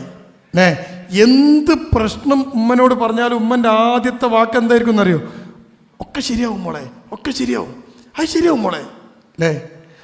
മോൻ തീരെ പഠിക്കില്ല, ഉമ്മ പ്രാർത്ഥിക്കട്ടെ മോളെ, ശരിയാവും. എന്തൊരു പോസിറ്റീവാണ് നോക്ക് നിങ്ങൾ. ഉമ്മനോട് നിങ്ങൾ പറയണം, ഉമ്മ മോന് പരീക്ഷയിലൊക്കെ മാർക്കാണ്, അങ്ങനത്തെ വേണ്ടി എനിക്ക് നിങ്ങൾ ഫോൺ ചെയ്യോ? ആർക്ക് അങ്ങനെ തന്നെ വേണം. നീ പഠിക്കുന്ന കാലത്ത് പഠിച്ചിട്ടില്ല, അതുകൊണ്ട് എന്നെ കുറെ കഷ്ടപ്പെടുത്തിയിരുന്നു, നിനക്കും അങ്ങനെ കഷ്ടപ്പാട് കിട്ടണം തന്നെ. ആ ഉമ്മ നിങ്ങൾ ഇനി വിളിക്കോ? നിങ്ങൾ പറയൂ, വിളിക്കോ? ഇല്ല. അപ്പൊ എപ്പോഴും ഉമ്മനെ വിളിച്ചത്? ഉമ്മ പോസിറ്റീവായി സംസാരിച്ചു. പിന്നെയോ ഉമ്മ മയത്തിൽ സംസാരിച്ചു അല്ലേ? ഉമ്മനെ ഫോൺ ചെയ്താൽ ആദ്യം കേൾക്കണ വാക്ക് എന്താ അറിയോ? ഹലോ എന്നൊന്നുമല്ല. എന്താ മോളെ, എന്തൊരു മയം അല്ലേ? എന്താണീ മയണ്ടോ? മയണ്ടോ? ഭർത്താവ് ബൈക്കുമ്പോൾ ഇങ്ങനെ പോവുക, ഭാര്യ വിളിച്ചു, ബൈക്കുമല്ലേ, ഫോർത്തില. പിന്നെയും വിളിച്ചു, ബൈക്കുമല്ലേ, ഫോർത്തില. ഒരു പ്രാവശ്യം ഫോർത്ത് ഇല്ലെങ്കിൽ അയാൾ എന്തെങ്കിലും തിരക്കിലാവും ഈ ഭാര്യയിട്ട് വിചാരിക്കില്ല. പിന്നെയും വിളിച്ചു, അയാൾ ഫോർത്തില. ബൈക്കുമെന്ന് ഫോൺ നോക്കി കീശത്തിനിട്ടു. 3-മതും ഇതിങ്ങനെ ബെല്ലടിക്കാണ്, ശല്യം. അയാൾ സൈഡാക്കിയിട്ട് എന്താണീ? ഒന്നുമില്ല. കാരണം എന്താ? മയല്ല. ഇനി പറഞ്ഞിട്ട് കാര്യമില്ല. ഇനി എന്തുണ്ടെങ്കിലും സ്വന്തം അമ്മ മരിച്ച വാർത്തയാണെങ്കിലും ഒന്നുമില്ല, ഞങ്ങൾ വെച്ചോളി, അമ്മ അല്ലേ? ആ ഫോൺ എടുത്തിട്ട് എന്താ മോളെ എന്ന് വെച്ചാലോ കടു പറയും. അപ്പം ഞാൻ ഇപ്പം എന്താ പറഞ്ഞേ? 1, മയം. 2, പോസിറ്റീവ്. 3-മത്തെ സാധനം പറഞ്ഞു. എന്താ? സപ്പോർട്ടീവ്. നിങ്ങളെന്തിനാ താടി മീശം വെച്ച് ഇങ്ങനെ നടക്കണ്? വല്ല കാര്യമുണ്ടോ? സപ്പോർട്ട് ചെയ്തോ? ഇല്ല. എന്ത് ചെയ്യണേനും കുറ്റം പറയുന്ന ഒരു ഭാര്യനെ ഏതെങ്കിലും മനുഷ്യന്മാർ വിളിച്ചു നോക്കൂ. നിങ്ങൾ ചിന്തിച്ച് നോക്കി. നമ്മളൊരു ബിസിനസ് തുടങ്ങി, ചെറിയൊരു ബിസിനസ് അല്ലേ. നമ്മൾ ഭാര്യയോട് ചെന്ന് പറയാണ്, എടീ ഞാനേ ഇത് തുടങ്ങാൻ തീരുമാനിച്ചെന്ന്. ഭാര്യ എന്താ പറയുക? നോക്കിയാണെങ്കിൽ നിങ്ങൾ നോക്കിയും കണ്ടൊക്കെ തുടങ്ങിക്കോളിട്ടോ, വെറുതെ ഓരോന്ന് ചാടാൻ നിൽക്കണ്ട. നിങ്ങൾക്ക് എന്തെങ്കിലും കുതുകുത്തുള്ള സ്വഭാവമുണ്ട്, മറ്റേ സാധനങ്ങൾ അന്ന് പൊളിഞ്ഞ കുറവല്ലേ, നിന്റെ വള അന്ന് പോയത് നിങ്ങൾക്ക് അറിയില്ല. ഓ നമ്മ പറയണ്ടില്ല ഇനി ഇതിലെ എന്തൊരു സപ്പോർട്ട്.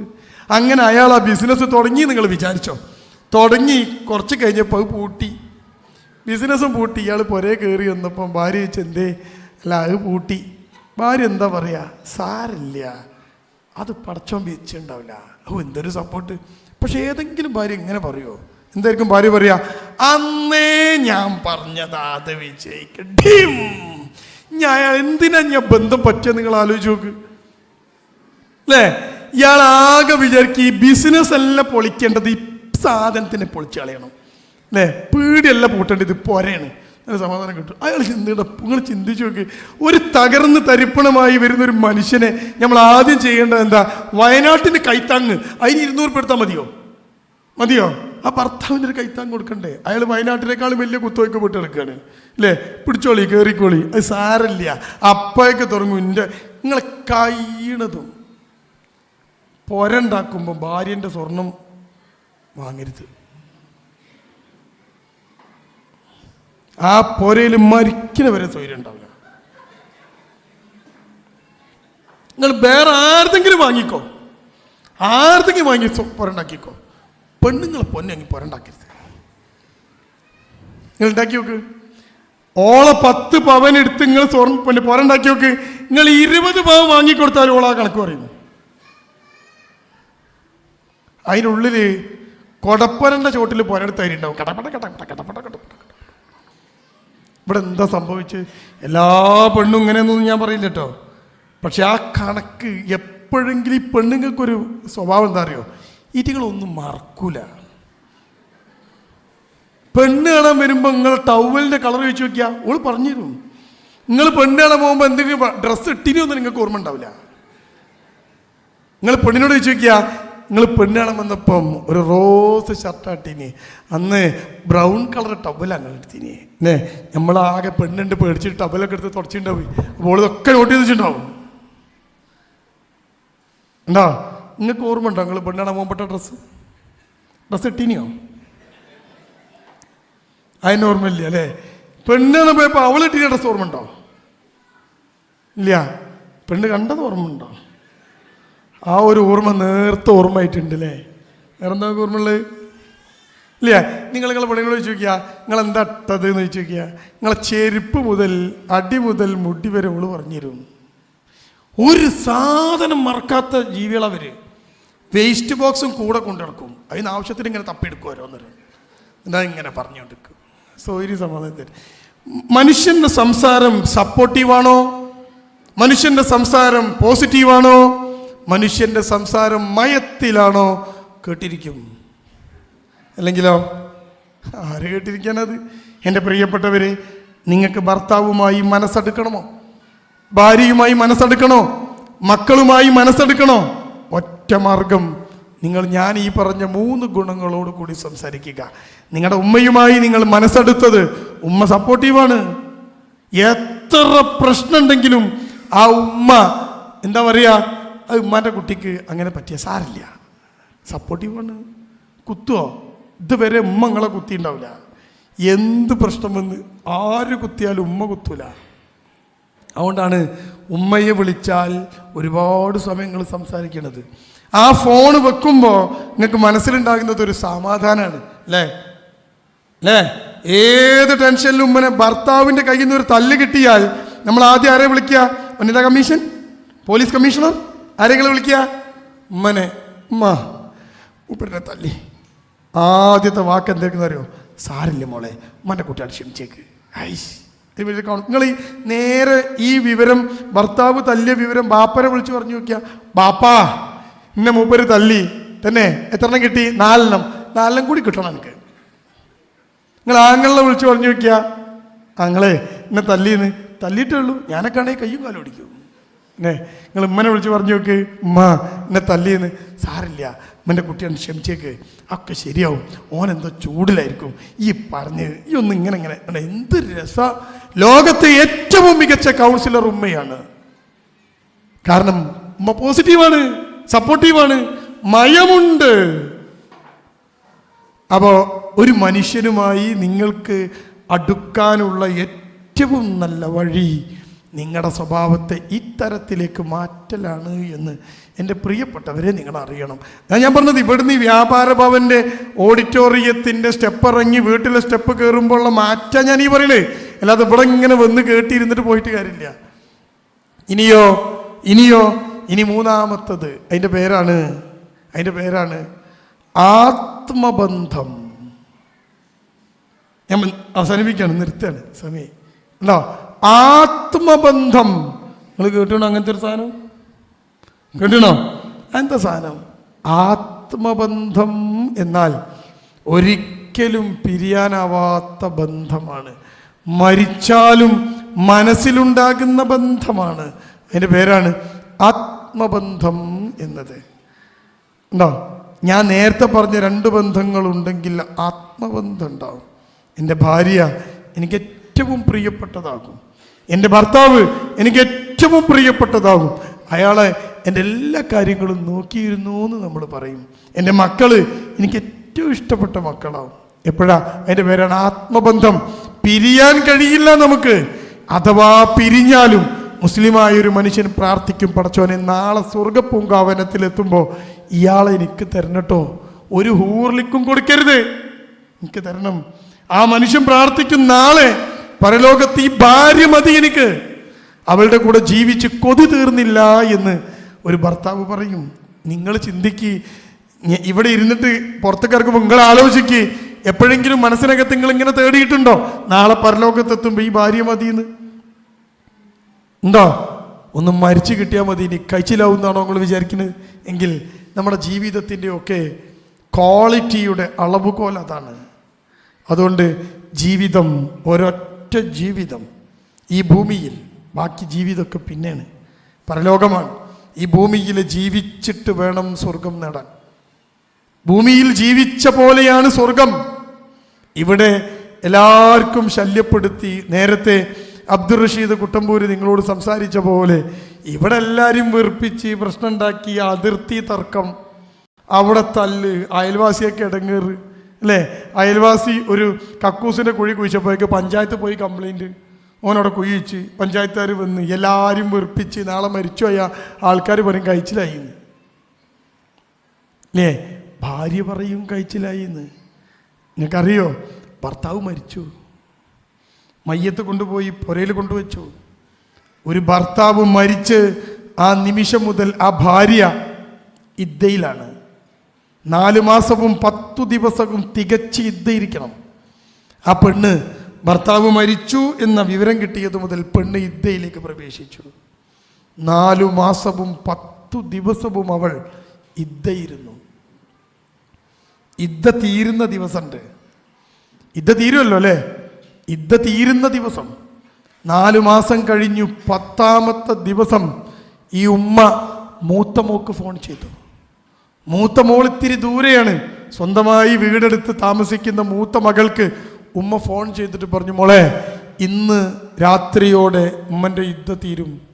മോള് പറഞ്ഞു, എനിക്കറിയമ്മ, അറിയാം തീരും. മോളെ നാളെ നീ വണ്ടിയായിട്ട് വരണം. മോള് ചോദിച്ചു, എന്തിനമ്മ? എനിക്ക് നിന്റെ വീട്ടിൽ ഒന്ന് നിൽക്കണം സമാധാനത്തോടെ.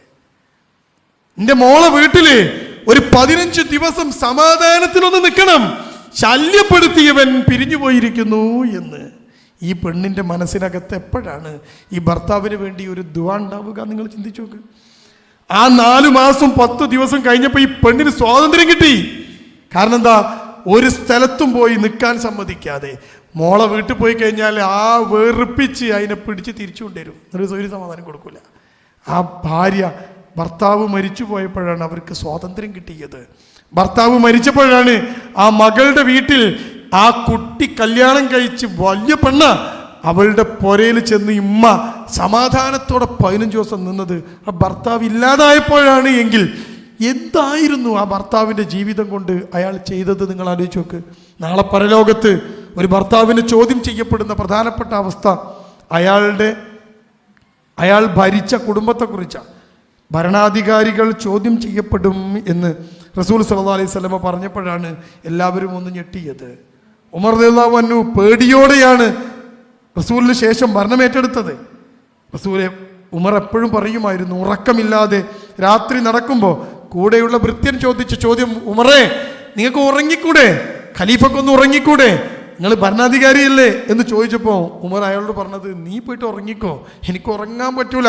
മുത്ത് റസൂൽ സല്ലല്ലാഹു അലൈഹി വസല്ലം പറഞ്ഞിട്ടുണ്ട്. എന്താ പറഞ്ഞേ? ഭരണാധികാരി ചോദ്യം ചെയ്യപ്പെടുന്നത് പേടിയാണ്, നാളെ പരലോകത്ത് തോറ്റു പോവാതിരിക്കാൻ. ഓരോ പുരുഷനെയും നാളെ ചോദ്യം ചെയ്യപ്പെടും. ഓരോ പുരുഷനും. നിങ്ങൾ ഈ ഭരണാധികാരികൾ ചോദ്യം ചെയ്യപ്പെടുന്ന വരുമ്പോൾ നിങ്ങൾ എന്താ വിചാരിച്ചത്? പഞ്ചായത്തിൻ്റെ മെമ്പർ, പഞ്ചായത്ത് പ്രസിഡന്റ്, മന്ത്രി, MLA, MP ഇവർ ചോദ്യം ചെയ്യപ്പെടുന്ന? നമ്മളൊക്കെ ഭരണാധികാരികളാണ്. ആണുങ്ങൾ. റേഷൻ കാർഡിൽ പെണ്ണിൻ്റെ പേരുണ്ടെങ്കിലും പരലോകത്ത് റേഷൻ കാർഡ് നോക്കിയിട്ടല്ല ആളെ തീരുമാനിക്കുക. അവിടെ ആണാണ്, പുരുഷനാണ് കുടുംബത്തിൻ്റെ അധികാരി, അവനാണ് ഭരണാധികാരി. അവനെ ചോദ്യം ചെയ്യപ്പെടും. എന്താ ചോദിക്കുക? നിങ്ങളെ ഭാര്യയ്ക്ക് നിങ്ങൾ നെയ്ച്ചോറുണ്ടാക്കിയില്ലല്ലോ എന്നല്ല ചോദിക്കുക. നിങ്ങൾ ബർഗർ വാങ്ങിയോ എന്നല്ല ചോദിക്കുക. നിങ്ങളുടെ ഭാര്യ സംതൃപ്തമായിരുന്നു, ആ ഭാര്യയുടെ ക്ഷേമം, വെൽഫെയർ ഉണ്ടായിരുന്നോ എന്ന ചോദ്യം ചോദിക്കുമ്പോൾ ഞാൻ മരിച്ചപ്പോൾ ആ പടച്ചോനെ അവൾക്ക് സമാധാനം കിട്ടിയതെന്ന് പറയേണ്ടി വരരുത്. നിങ്ങൾ വരരുത്. നോക്കൂ, നിങ്ങൾ ഭാര്യ മരിച്ചാൽ ഒരു ഭർത്താവ് എൻ്റെ പടച്ചോനെ ശല്യൊഴിഞ്ഞു എന്ന് ചിന്തിച്ചാൽ എന്തായിരിക്കും ആ ഭാര്യയുടെ പരലോകം? നിങ്ങൾ ചിന്തിച്ചു നോക്കിയിട്ടുണ്ടോ? ഉണ്ടോ? നാളെ നിങ്ങളുടെ മയ്യത്ത് വീട്ടിൽ കൊണ്ടുവച്ചാൽ നിങ്ങളെ ഭാര്യ ചിന്തിക്കണം, വലിയൊരു നഷ്ടം എൻ്റെ ജീവിതത്തിലുണ്ടായി എന്ന്. എൻ്റെ പ്രിയപ്പെട്ട ആണുങ്ങൾ ആലോചിക്കണം. നമ്മുടെ ഭാര്യ നമ്മുടെ കൂടെ നിൽക്കുന്നതിൻ്റെ ഒരു കാരണം അവൾക്ക് ചെലവിന് കൊടുക്കുന്നു എന്നുള്ളതുകൊണ്ടാണ്. പക്ഷേ അവൾ പ്രസവിച്ച മക്കളൊക്കെ വലുതായി അവരുടെ കയ്യിൽ പണം ഉണ്ടാവാൻ തുടങ്ങിയാൽ പിന്നെ നമ്മുടെ ചെലവിനൊന്നും വലിയ കാര്യം ഉണ്ടാവില്ല. അതുകൊണ്ട് നമ്മൾ മരിച്ചു പോയാൽ ആ ഭാര്യ നമ്മുടെ മയ്യത്ത് കണ്ടിട്ട് ഇങ്ങനെ ചിന്തിക്കണം, പ്രാർത്ഥിക്കണം, പടച്ചോനെ എന്നെ സ്നേഹിച്ച ഒരു മനുഷ്യനാണ് കടന്നു പോയത്, പടച്ചോനെ എന്നെ ഇത്രയും പ്രിയപ്പെട്ടതായിരുന്നു അയാൾക്ക്, ഇദ്ദേഹത്തെ നീ സ്വർഗത്തിൽ പ്രവേശിപ്പിക്കണം, അയാളുടെ കൂടെ എന്നെയും നീ സ്വർഗത്തിൽ പ്രവേശിപ്പിക്കണം, ഞങ്ങൾക്ക് ഇനിയും ഒരുമിച്ച് ജീവിക്കണം, കൊതി തീർന്നിട്ടില്ല എന്ന് പറയാൻ കഴിയുന്ന തരത്തിലേക്ക് നമ്മുടെ കുടുംബ ബന്ധത്തെ പരിവർത്തനം ചെയ്യാനാണ് എൻ്റെ പ്രിയമുള്ളവരെ ഞാനും നിങ്ങളൊക്കെ ശ്രമിക്കേണ്ടത് എന്ന് നിങ്ങളുടെ മനസ്സിനകത്തുണ്ടാവണം. വലിയ ഒരു പരിവർത്തനത്തിന് നാന്ദി കുറിക്കലാവട്ടെ എൻ്റെ ഈ സംസാരം എന്ന് പ്രതീക്ഷിച്ചുകൊണ്ട് എല്ലാവിധ ഭാവുകങ്ങളും ഇത്തരത്തിലുള്ള ക്ലാസ്സുകൾക്കും കൂട്ടായ്മക്കും നേർന്നുകൊണ്ട് നാളെ പരലോകത്ത് ഭർത്താവും ഭാര്യയും മക്കളുമൊക്കെ ഒന്നിച്ച് കുടുംബത്തോടെ ഒന്നിച്ച് സ്വർഗത്തിൽ പ്രവേശിക്കുന്നവരുടെ കൂടെ അള്ളാഹു നമ്മെ ഏവരെയും ഉൾപ്പെടുത്തി അനുഗ്രഹിക്കുമാറാവട്ടെ. റബ്ബന ആതിന ഫിദ്ദുനിയ ഹസന വഫിൽ ആഖിറതി ഹസനതൻ വഖിനാ അദാബന്നാർ. റബ്ബന ഹബ് ലനാ മിൻ അസ്വാജിന വദുരിയാതിന ഖുറത അയുനിൻ വജഅൽനാ ലിൽ മുത്തഖീന ഇമാമ വആഖിറു ദഅവാന അൽഹംദുലില്ലാഹി റബ്ബിൽ ആലമീൻ. അസ്സലാമു അലൈക്കും വറഹ്മത്തുള്ളാഹി വബറകാതുഹു.